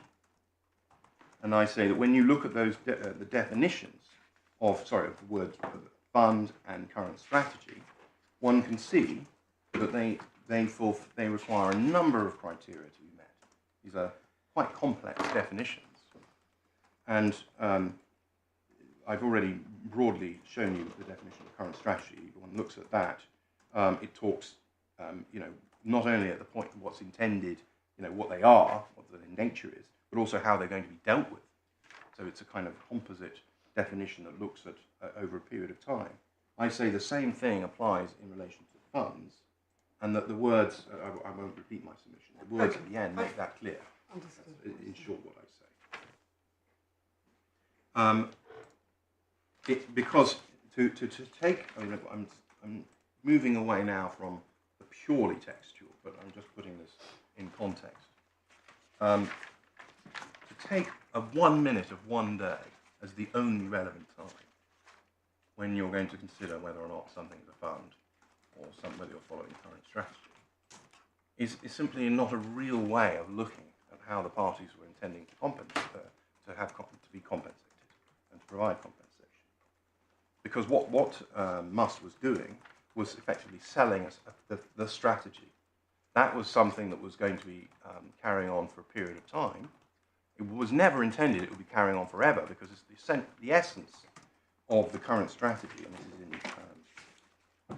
in the judgment itself, in paragraph, I think it's 4.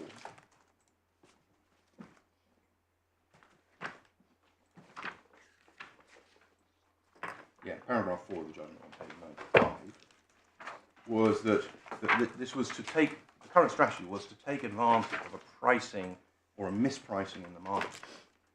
As the judge explains there, that there were these types of financial products, synthetic asset-backed securities, were trading at very low prices relative to their face value after the financial crash of 2018. And Mr. Martha was expecting that they would increase dramatically over a 3-year period. So that was what the opportunity, if you like, was. That was what the SSCF was supposed to capture, that opportunity. And so what was always invisible, and this was never going to be one strategy and that's it, that would continue forever, that this was supposed to capture the sale of a particular strategy that Mr. Martha was in a position uniquely to pursue, and therefore there was always going to be a link between, as it were, the reality of how, what the strategy was and how long it was going to be pursued for. In other words, as I said to the judge, the nature of the strategy was such that it was always going to change at some point. That was the factual context in which this contract was entered into. And so it was very important, therefore, for the parties to link the fee entitlement to the time and the opportunity that was being sold. That's the current strategy and the funds. That's why these definitions are so important. And because one was not looking just simply at one point in time, when one looks at the way in which the parties drafted these clauses, one sees in my submission clearly, from the last sentence of 1.1 in particular, and 13.2 in particular, that there was, on the one hand, a qualification that had to be met at the point of investment, but things didn't just stop then. That fee sharing did not just continue forever, irrespective of whether or not there was a fund, whether or not current strategy, who was managing it. So those three parts that I've drawn attention to that were part of the contract that we pleaded in the defence and counterclaim, they were all important that there be an assessment from time to time as to whether or not they were still being met. And so that's clause 3.1 together with clause 1.1 and 13.2. And I've already made my submission on 1.1 and 13.2. I've already made my submission earlier on clause 3.2. I say that again links fee sharing to something that is an eligible investment. There has to be a link between the two things. That's 3.2 that actually sets out what fee sharing the claimant is entitled to. And finally, on this point, I would refer to clause 3.7. Now, the learned judge, because there was a difference between learned friend and I, we accepted that 3.7 didn't apply specifically to this case, but we were both trying to say that 3.7 supported our respective submissions on the meanings of 3.1 and the other clauses in the contract. My learned friend was seeking to persuade the judge that what this showed was that you only needed to, the only relevant time was the point of investment. And my submission to the court was, no, 3.6 is directed to what happens after the point of investment. Sorry, are you referring to 3.7? Sorry, 3.7. 3.7 is directed to the position after the initial investment. It doesn't found a submission that you can ignore what happens afterwards. And although it doesn't capture exactly what's happened here, what it does capture, which is of some significance, is what happens if there's a restructuring of the ASFCF to turn it into a liquid open-ended fund. What the clause says is that where something that was originally invested in an eligible investment is then invested in what's described as a new fund, and that includes where the ASFCF has been restructured to turn it into an open-ended fund, then there is a splitting, a division of the performance fees that might be paid. They may not become payable at that time, but when they do become paid, then what is payable, and this is the words at the end of 3.7, with respect to the period during which the investment remained an eligible investment, it would remain payable. And what I submitted to the court, but the judge did not agree with, was that what that showed was that what was intended to be captured here was a sharing of fees for the period when something remained an eligible investment. And that's what the defendant's pleaded case was. Yes, you can have your fees earned up to the period when it was following current investment, current strategy, and was a fund, and was being managed by Optave, but not thereafter. There was this division. Okay, but you're accepting that on its terms, 3.7 doesn't apply to the facts. Yes. Yes. Whereas we Yeah, do. I'm not saying I fall within the four corners of it. No. I Okay. accept that. But Where you I say effectively it illustrates your point. Yes. Is that a fair way of putting it? I think that's a fair way of putting it. Yes. I don't go as far as to say it captures the position precisely. The model that's working here is for an income stream to the various bodies that are involved in these investments on a monthly or quarterly basis, and then also for a success fee at the end. And I know it's called something else, but No, sometimes no. But Not necessarily at the end, but it could be. on realisation. It's either change of trading level. I think I may have shown and the contract says change of trading level in the case of 2B. That's when it's triggered, or it could be on a redemption under the Crown contract, or a termination. Right.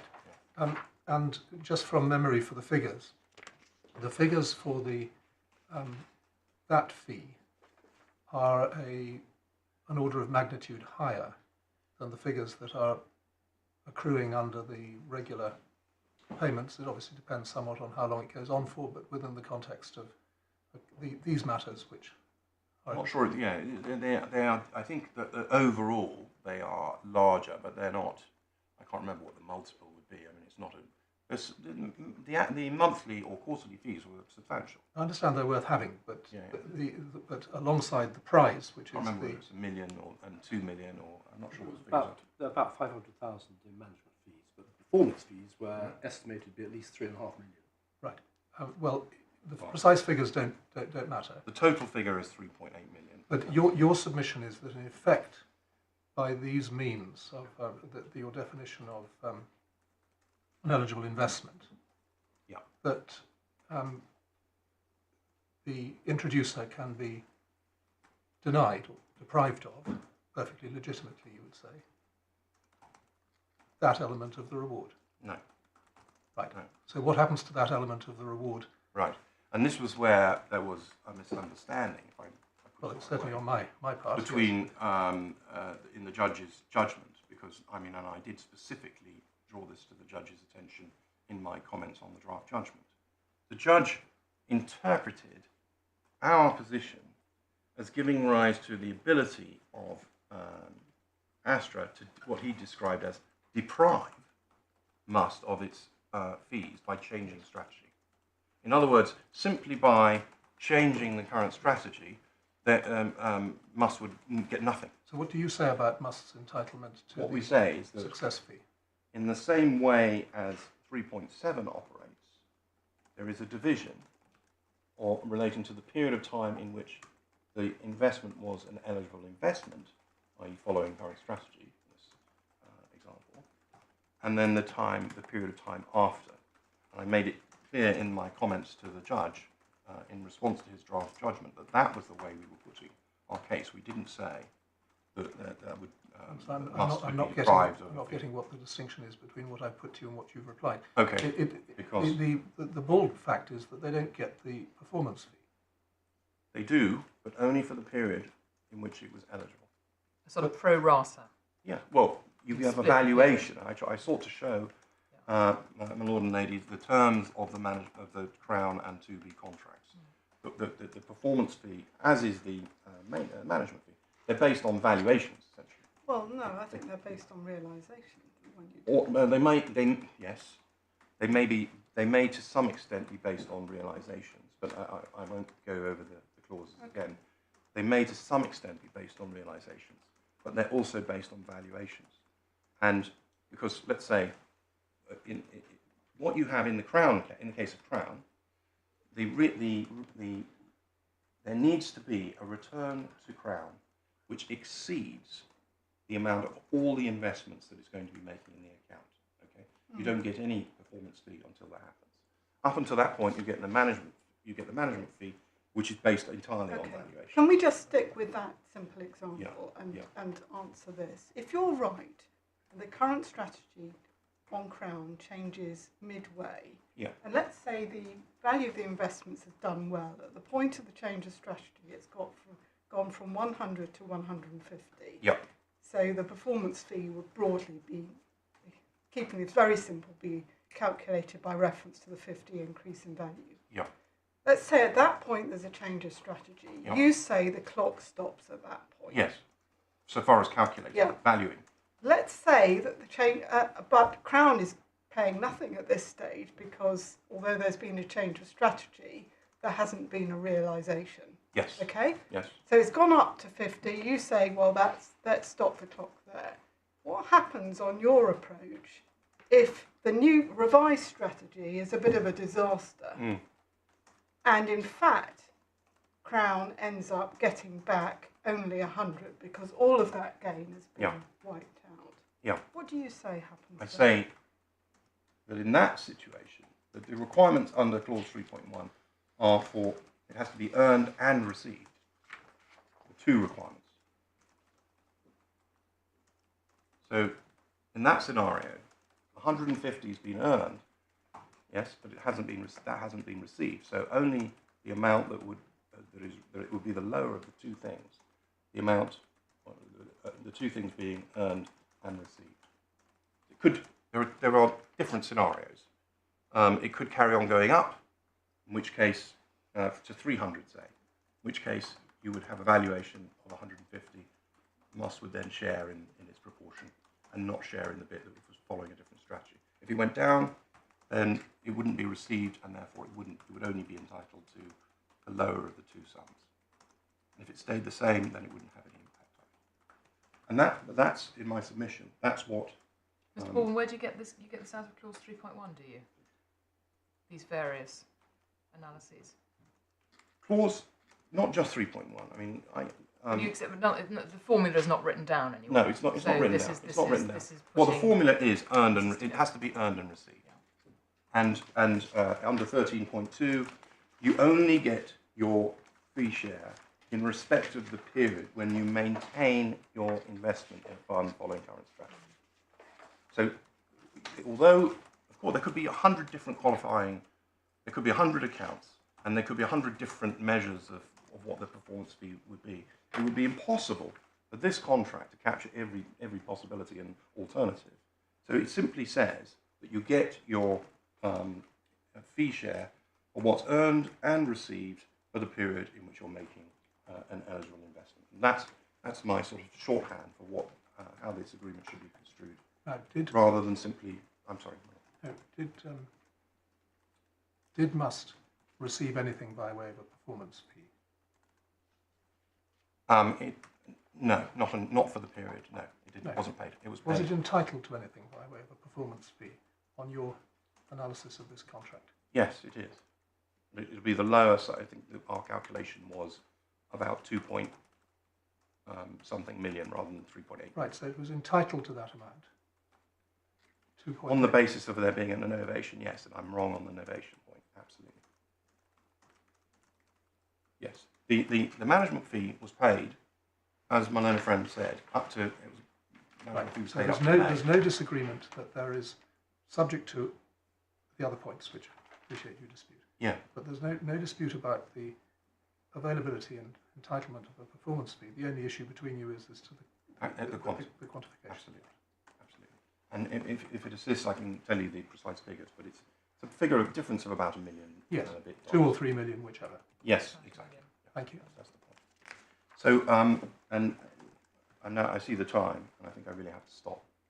And I No, not at all. I will, if I may, just consult my ladies about something different while you, as it were, take stock yes. of where you are.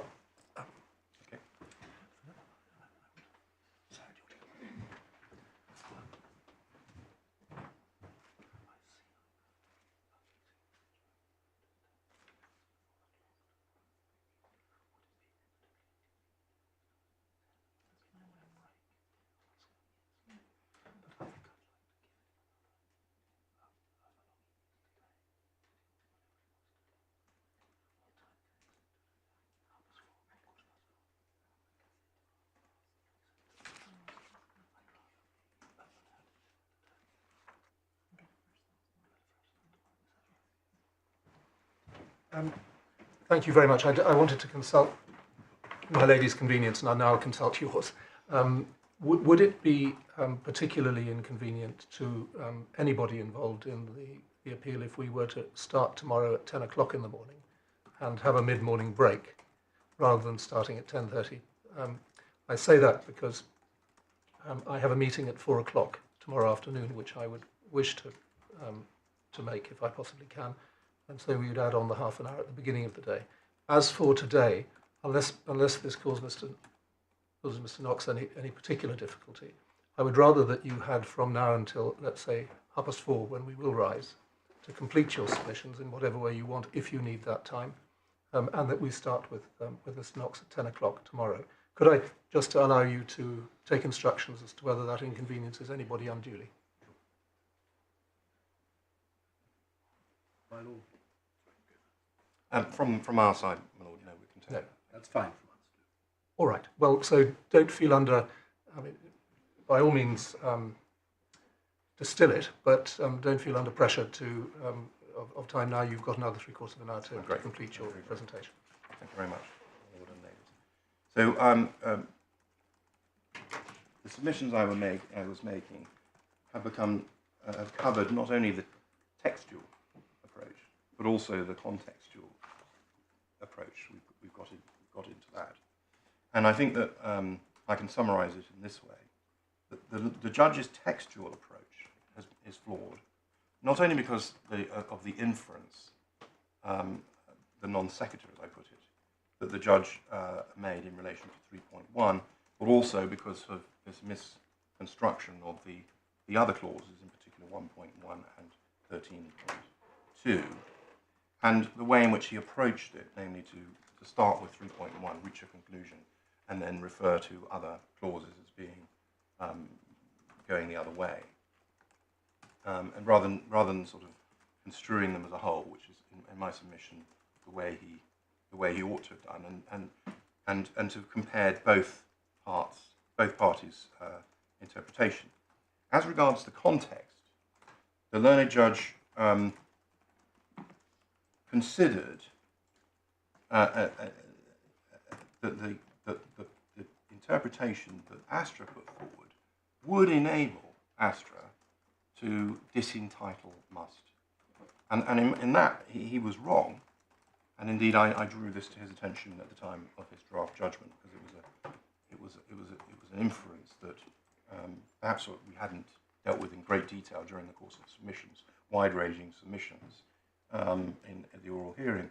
But when I saw that the judge was making that particular error, I did draw that to his attention at the time of the draft judgment. But nonetheless, the judge didn't change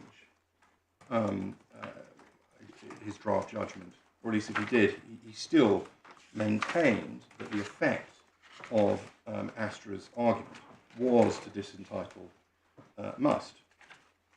And in that, he fell into error.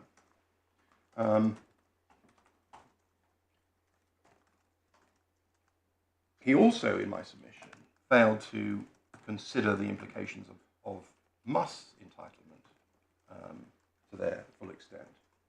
My submission essentially was that it wasn't a realistic commercial construction of the contract to say that Musst would be entitled to continue fee sharing forever, irrespective of whether it was a fund or following current strategy. Could you just put a paragraph number to what you said before with the acceptance of the disentitlement? Yeah. What paragraph number is that? So the judge there I'm referring to paragraph 427. Thank you. Page 216 of the bundle.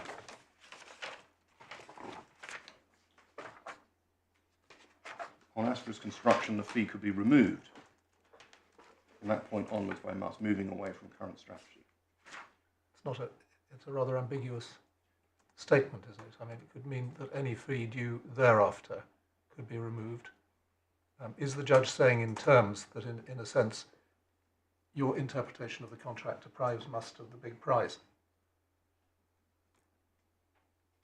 Or is there something that shows you to understand it that way? I take my Lord's point.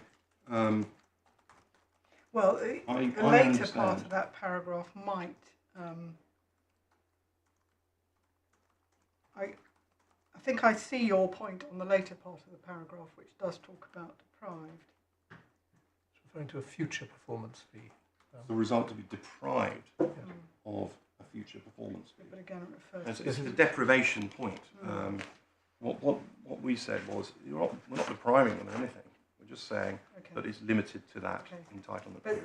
Just to be clear, you did make this point on the draft judgment. I did. So the judge had it in mind. He did. Must have had it in mind. He did. So your submission is that the judge thought that Musst was deprived of any performance fee. Is that? I appreciate that's the question. That's the point. Well, I'm just wondering. I just need to understand what your submission. I thought that's what the way he was interpreting. Yes, that's exactly what I thought, and that's why I took issue with the draft judgment. When you look at it, it's not perhaps as clear. And I can see that. Yeah, I can see that it's not all that. And because what the judge was talking about was the point in time. There were 2 points that the judge was addressing. One was the point of investment, and then the other one was the point when it would be paid. So in other words, when it would be received. And what the judge was holding is that there was, because there could be a long period of time, as he put it in paragraph 426, it wasn't an absurd or uncommercial result for Musst to get the benefit of all of the performance fee. And the issue I have with respect to the judge on that is that the fact that payment is not made until received is not a point, in other words, the timing point, is not a point for, as it were, widening the entitlement under for fee sharing, because it's just a simple, you don't get paid until you get paid. I mean, you're not depriving Musst of anything, but I mean, both parties have to wait until the money is received to benefit from the money. So it's a neutral, the timing point is a neutral point. And in any event, in that period of time, Musst is getting the benefit, as is Astra, of the monthly or quarterly fee. Did you explain a moment ago that one can earn more than one performance fee in relation to the same amount of capital? That if something Absolutely. is reinvested, moved about, changed in strategy, or whatever it happens to be under the terms of a contract. Yes. So I was just looking at 428, the last sentence of that, which is another reference to performance fees.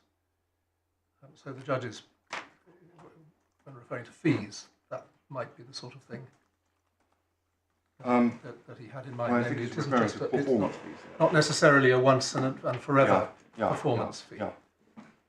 but it, as it were, can be a Yes. go on giving. What the judge was saying was that because current strategy was something that could change, that's right. Therefore, that supports the proposition advanced by Musst that it would be entitled to the fee for whatever strategy was being engaged. And the learned judge in that last sentence says, on that case, it was then likely, that is to say, if the current strategy changed, it was likely that no future performance fee would become payable. Now, I had understood that as meaning, referring back to depriving Musst of something, that they would never get anything for performance. And I submit that that's simply not the way in which our case was put and explained to the judge. And so what the judge was doing here is he was comparing an outcome, a commercial outcome, which wasn't the outcome that we said was the construction we contended for. And it was that comparison of outcomes that the judge relied on for supporting his conclusion that the context, that is to say the commercial outcome, drove him to the conclusion that they must have everything, because otherwise it wouldn't get a performance fee. And he dealt with Must's own contention, paragraph 430. He said, referring to my submission, Astra say that there's an absurdity about liability continuing forever. And he said, in fact, the liability is contained because it's only in respect of the original investment or additional investment if they're made for current strategy at the point that they're made. Now, again, I would respectfully criticise the judge for that, because and obviously the entitlement is limited to an investment that's made in current strategy. But the fact that they're not sharing at the outset in performance fees payable or fees payable relating to other strategies, that with respect doesn't support the proposition that you should have an unlimited entitlement. On the contrary, that supports the proposition of Astra that the fees must be limited by the definitions of funds and current strategy, because that's what is supposed to be captured by the contract. So in both respects, I submit that the judge didn't fully set out or accurately set out what the consequences were, or misinterpreted those. And for that reason, his contextual analysis was flawed, as well as his textual analysis. And just a final point on this,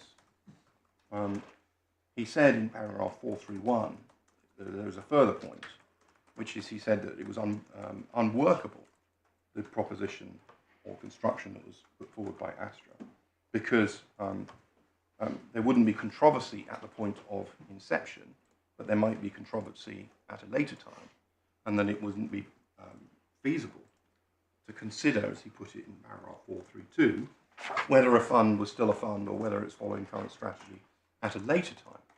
And that proposition is, again, with respect to the judge, just not correct, because the same question arises whether it's at the point of inception or it's at a subsequent point.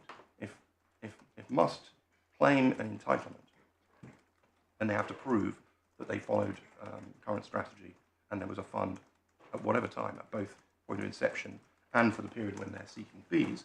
And similarly, Astra has to show that the fund wasn't following current strategy if it's going to assert that. So, of course, the burden would be on Astra to prove that as at the end of 2014 or 2015, that it was no longer a fund or no longer following current strategy, to particularise and prove that. But that burden would exist whether you were establishing that point in 2015 or at the point of inception.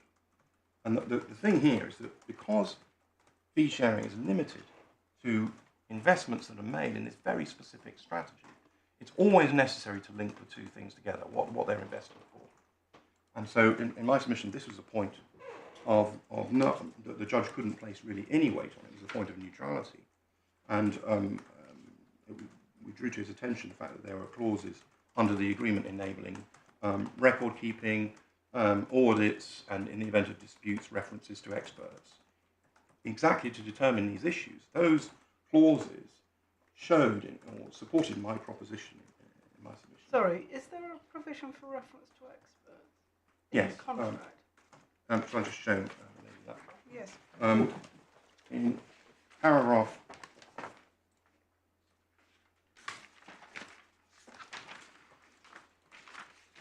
I've seen the reference to the auditors. yes. No, not just well, but yeah. Just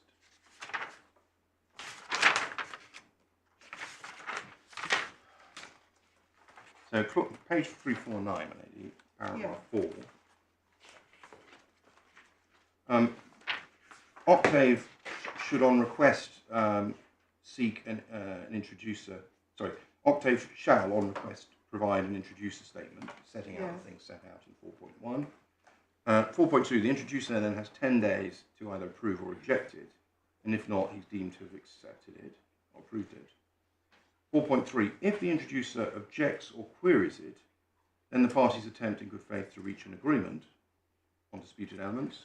And then 4.4, if the parties are not able, then it is referred to Octave's auditors for settlement, and their decision, save in the case of error, is final and binding. Okay, my point is a slightly more nuanced one. I can see your expert reference, but this is a reference to the auditors. It's not a reference to experts in financial products who can decide whether a current strategy is being followed. Well, so I just want to. It's true that they agreed on that the auditor would be the person. That is true. But that doesn't necessarily follow, lady, that they wouldn't be appropriate. But I mean, that's what the parties agreed. So an issue could arise very definitely out of what was an eligible investment. That is made clear from 4.1.1. You provide particulars of the eligible investment, and then you at 4.1.3 the net asset value of those eligible investments. So that necessarily raises the question as to what is an eligible investment. There could be a disagreement over that. And so that's one set of provisions. And then the other provisions I was referring to were the provisions about record keeping, which are at clause 11. And again, there's an audit in the event of disagreement. And then there's a payment of any shortfall identified. So my point is that the judge seemed to consider that it would be impossible to have a dispute over whether something was eligible after the date of the initial investment, unworkable is the word he used, and I simply submit that was wrong, and that the contract itself recognises the possibility of dispute and has a mechanism for dealing with it. Could you, going back to a point you were making just before, looking at the question of definition that you dealt with, you told us the burden was on you to prove that this was no longer a fund or no longer a fund operating current strategy. Yeah. Could you just remind me, please, anchor that in the evidence? What was your case about it no longer being a fund or no longer pursuing the current strategy? What are the documents that you took us to earlier on, just by reference? We don't need to go again. Yes. I showed you the pleadings earlier. Yes. Only the pleadings. But what in the chronology was your case about when this no longer became a fund? Our case was that by the end of 2014, and certainly by the end of 2015, that both the 2B and the Crown accounts were no longer following current strategy. Why? Because they were involved in other types of investments. They weren't involved in this sort of synthetic asset management structure that was what was originally anticipated. And there was expert evidence from both sides on that issue. And the judge did look to some extent at that evidence. There was not only expert evidence, but there was also evidence, factual evidence from the people involved who were actually doing the trading. Right, so no conclusion was reached about whether current strategy was or was not being pursued. That's right. So how in that case did you prove your case on that point? The judge didn't reach a conclusion on that. He referred to it. That's not a matter that's under appeal. No, because the judge didn't, because he found on the question of construction against Astra, he said he didn't need to make a decision on the issue as to whether or not, as a matter of fact, Astra was still following current strategy. And so that will become live if my Lord and Ladies were to find in favour of ground 2 of the appeal and set aside the order, the second order as I referred to it, that would then become live again, and the judge would have to express conclusions on that issue, having already heard the evidence on it. What about it no longer being a fund? The same would apply, my Lord. What would make it not a fund again?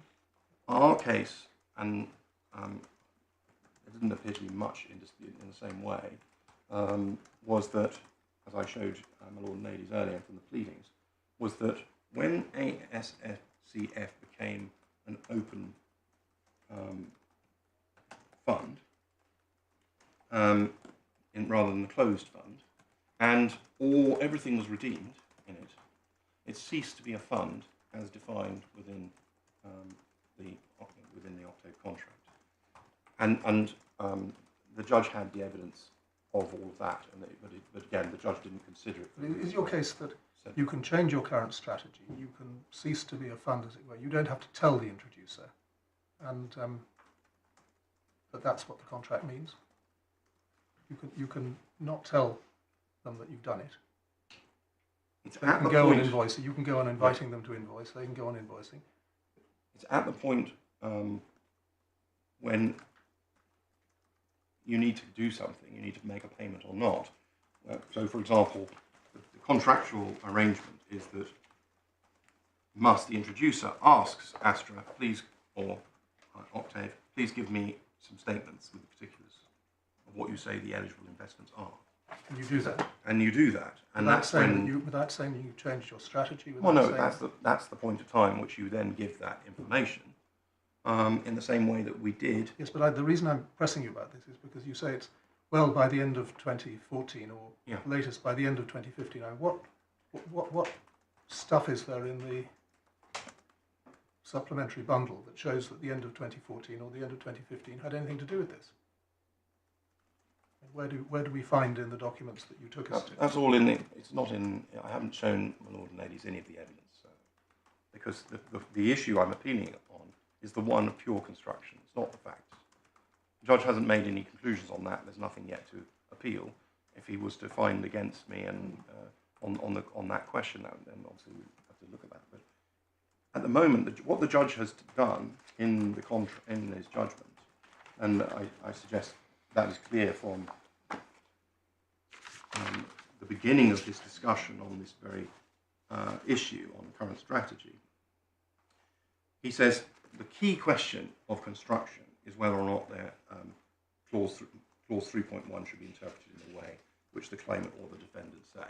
If I'm against Astra on that, I don't need to consider whether or not they actually continue to follow current strategy. So he doesn't. That's why he doesn't consider it, my lord.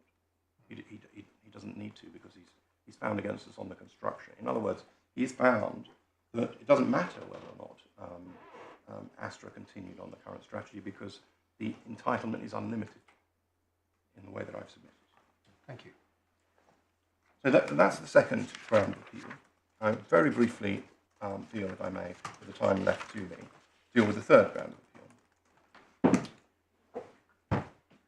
Now, there is an overlap to some extent between the second ground of appeal and the third ground of appeal. I indicated earlier that, in fact, the funds issue was part of the second appeal, but it was only right in the circumstances that the judge should be given the opportunity to express his decision on the funds issue, which he hadn't done in his initial main judgment. Now, I'm not going to deal with all of the points that my learned friend is seeking to raise in his skeleton argument on that, and if I need to, as I said earlier, I can deal with the point that it wasn't pleaded and that it wasn't advanced to trial. I can do that by way of reply. I mean, it suffices to say I don't accept it wasn't pleaded. I've shown my lord and ladies the pleading, nor do I accept it wasn't advanced at trial.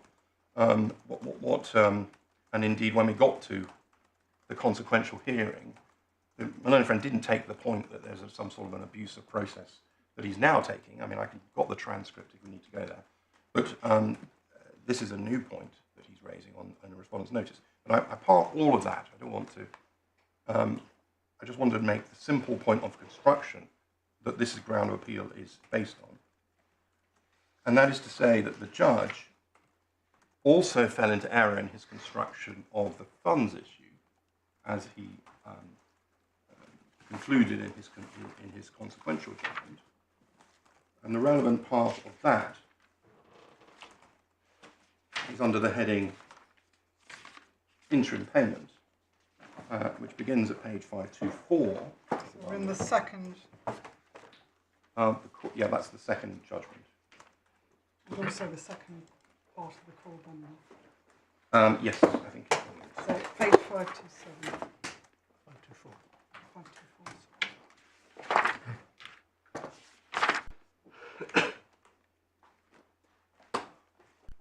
Where the judge, and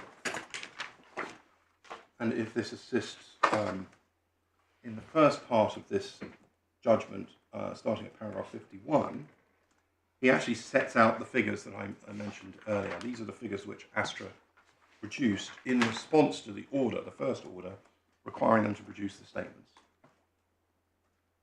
And the figures that I was failing to recall precisely earlier were, for paragraph 51, 3.8 million if there's no limit. That appears 5 lines up from the bottom of that paragraph. And then in paragraph 52, over the page, 525, 2.3 million odd if there was this what's described as a temporal limitation. In other words, if Astra was right. So 2.3 million in any event. The difference is therefore 1.5 million. And the judge's analysis starts at paragraph 57. And what the judge finds, and this is where there is, I think, to some extent, an overlap between his analysis of 3.1 in the main judgment and his analysis of 3.1 on the funds issue, is he says the submission that fee sharing ends once you no longer have a fund, as defined, fails, he says, third line down, paragraph 57, because it seeks to override the very clear words in clause 3.1.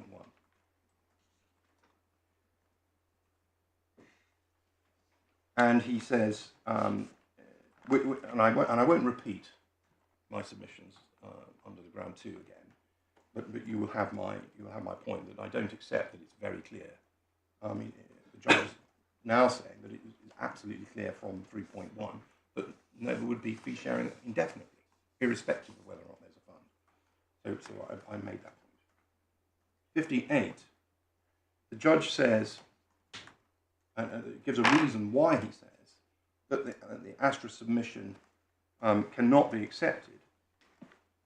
He says that if it had been the case that there was to be paid fees referable to a notional redemption, then one would have expected the Octave contract would have provided for a method to assess the accrued performance fees. Now that point is quite similar, I think, to Lady Justice Falk's question to me a few minutes ago, where the judge is falling into, and I've already answered that point, but where the judge is falling into error in my submission is he is linking the payment of a performance fee, and he's only considering performance fee here, with a notional redemption. Although it's fair to say he refers to fees at the first part of the sentence, then he refers to performance fees at the end of the sentence.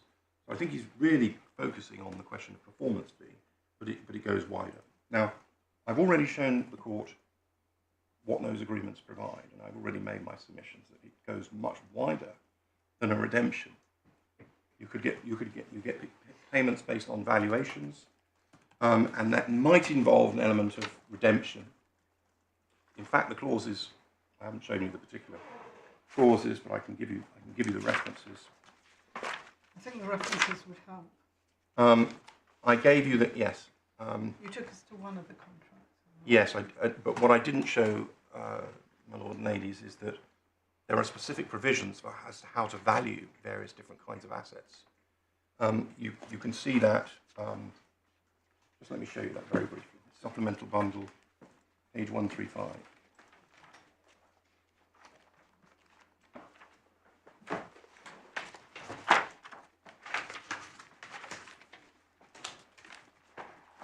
So that's the performance fee calculation. I showed my lord and ladies that.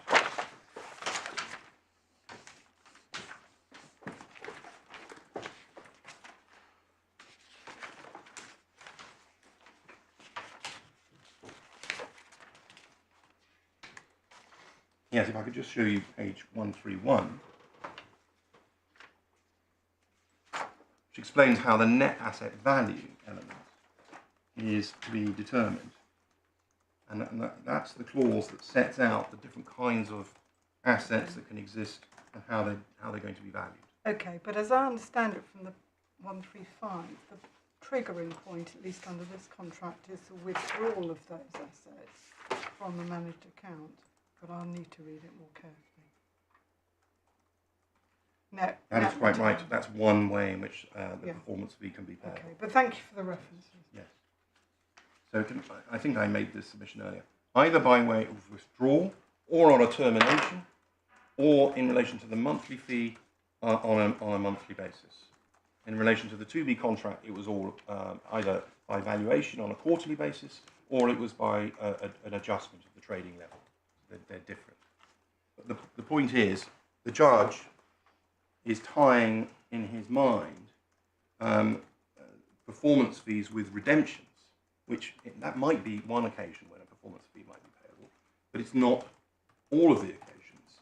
And he's the point he's made. He doesn't consider the valuation methodology that are set out in the 2B and Crown contracts, which is going on all the time, based on he's aware that there are net asset value statements that are produced on a monthly and quarterly basis. That's the way these contracts work. That's the basis on which the fees are being calculated. All these invoices, they're all based on valuations, not on realizations or redemptions. And so there isn't really a problem in terms of calculating a performance fee at a point in time when the fund ceases to be a fund at all. But the judge he interprets this as being necessarily referable to a notional redemption. And he says that because notional redemptions are not mentioned expressly in the agreement, that must mean that they're irrelevant, which is just wrong in the way that these contracts work. And he adds that clause 3 is to the contrary effect, and I've already made my submission on that. So in my submission, he's made an error in 57 as regards the so-called clear words in 3.1, and he's made a further error in 58, tying fees with redemptions, and not considering the clauses that deal with valuations. When he looks at notional redemption in 58, isn't he just picking up what you've been saying in the preceding paragraph? No, that was strong Malone and enough. Friend's submission. This was what the judge is doing is he is adopting Mr. Knox's submission to him in closing. That Mr. Knox was submitting, oh, well, there is no provision for notional redemptions. We also had 3 pages of written submissions, and again, Malone and Friend used this term notional redemption, which was not justified, but the judge adopted it in paragraph 58. And then he dealt at 59 with clause 3.7, and he made an error in construing clause 3.7 in my submission, where at the bottom of the paragraph he says this: clause 3.7 refers to a restructuring if ASSCFL's assets are sold and the new investments are made in a new fund. But this does not have application to a mere restructuring of ASSCFL on its own. Now that's just wrong. Okay. Let's just assume for a moment he is wrong on that. Yeah. That raises the question in my mind as to why is it relevant in this case, on this dispute, whether or not ASSCFL has been restructured? Right. The term funds is based on replication of ASFCL. It's either ASFCL or a fund replicating it and following current strategy. Therefore, if ASSCFL ceases to be following current strategy and closes, changes its terms so that it's no longer an open fund, it ceases to be a fund as defined by the Octave contract. If that happens, then it doesn't matter whether your investment is in that fund or it's in a managed account. It follows that the managed account can no longer be replicating it, because those are the requirements of the definition of Because fund. the reason it's not a fund is because it's not following the strategy. Yes, Right, so and you know, it's been restructured. It's duplicatory to refer to Well, the fund in that sense. Well, what I'm saying is the consequence of ASSCFL not being a fund is that the managed account is no longer a fund either at Okay. that point. Okay. can we? So you say that would be the case, even let's say the managed account stayed in exactly the thing that, you know, the synthetic ABS, Yeah. buy to hold, all of those Yeah. things. Yeah.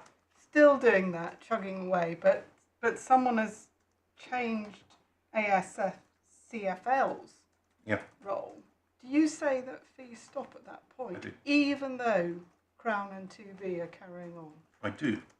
I say that because the Octave agreement makes clear that there are 2 requirements that need to be satisfied. I see that. That's in the definition of funds. It I see is. what you're saying. Yeah, So I it says absolutely. Yeah. substantially replicate Exactly. the profile of ASFCF and following the same strategy. Yes, no, that's right. That's right. You're only entitled to share fees in a fund. Therefore, if either of those conditions in the definition of funds are not met, then you no longer have an eligible investment. And that is entirely, putting it into the context, the commercial context, is entirely understandable. Because the whole point was not to create a difference between whether or not the investor invested in the fund, ASSCFL, or invested in a managed account, the same result should follow. The uncommercial consequence of what the claimant is putting forward is that it makes a huge difference whether an investor invests in the fund, ASFCFL, or in a managed account, because if it's invested in a managed account, the entitlement's indefinite. But if it invests in the fund itself, then it comes to an end because that fund has ended. And so this was a point of commercial consequence that I drew to the judge's attention. But as my lord and ladies can see, he didn't accept that produced an absurd outcome. And the reason why clause 3.7 is of assistance, although I accept it doesn't strictly apply, is it shows that there is a change when there is a restructuring of the fund, and that there is then a division of the performance fee that might then subsequently become payable, and it's only payable in respect of the time until the restructuring.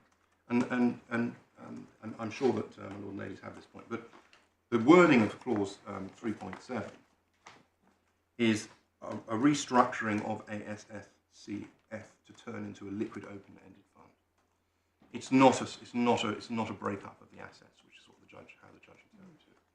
That was I think. Well, that might be debatable, because when it says liquid fund, that doesn't seem to be consistent with the type of investments that are listed in the current strategy, which is quite. No, it's to turn it. No, absolutely. That's yes, right. But my point is that in order to get to that restructured liquid open-ended, it might involve disposals of realisations of investments. Yes, but if I may respectfully suggest, those words, liquid open-ended fund, I appreciate that I've got the benefit of the experts' reports on this issue. Those are referring to the terms of the fund. Yes, whether or not they are. Indeed, open-ended. Investors can go in and out of the fund. Precisely, but in order to enable that, you'd have to have the sort of investments that allow that to happen. I accept that may be one. It would be more difficult, accept this, it would be more difficult to have that term if you're investing in things that, were not long-term, that were long-term investments. You'd have to hold back cash. There might be other terms that would be relevant. But anyway, that's, I think, as far as I can take it. Clause 3.7, my submission, actually points the way, although it's not strictly speaking applicable, it points the way. It is not inconsistent with Astra's argument, which is what the judge found. It is not supporting Must's argument, as the judge found, namely you only consider what happens at the point of investment. And so, again, my overall submission in relation to this fund's issue is that, again, the judge has put too much weight on this word "shall,"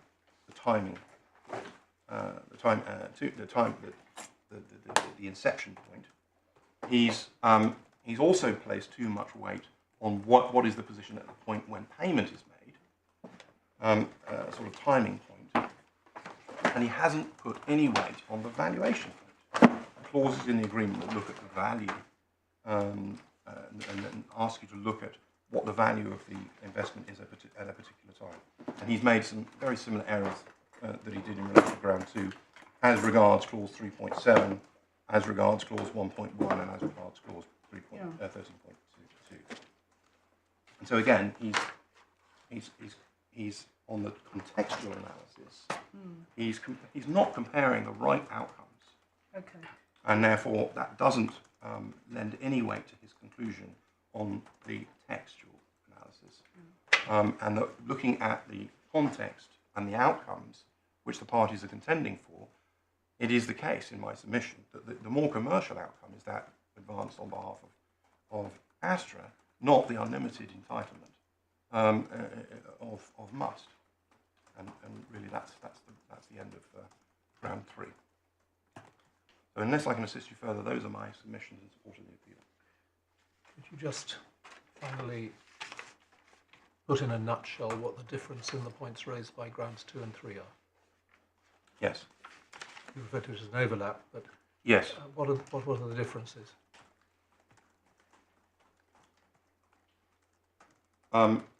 Clause, the ground 2 really concentrates on 3.1. Doesn't really need to consider the separate issue of restructuring and how that interacts with clause 3.7. But are they really? I mean, had you had the two judgments at the same time, it would really just all have been in ground 2, wouldn't it?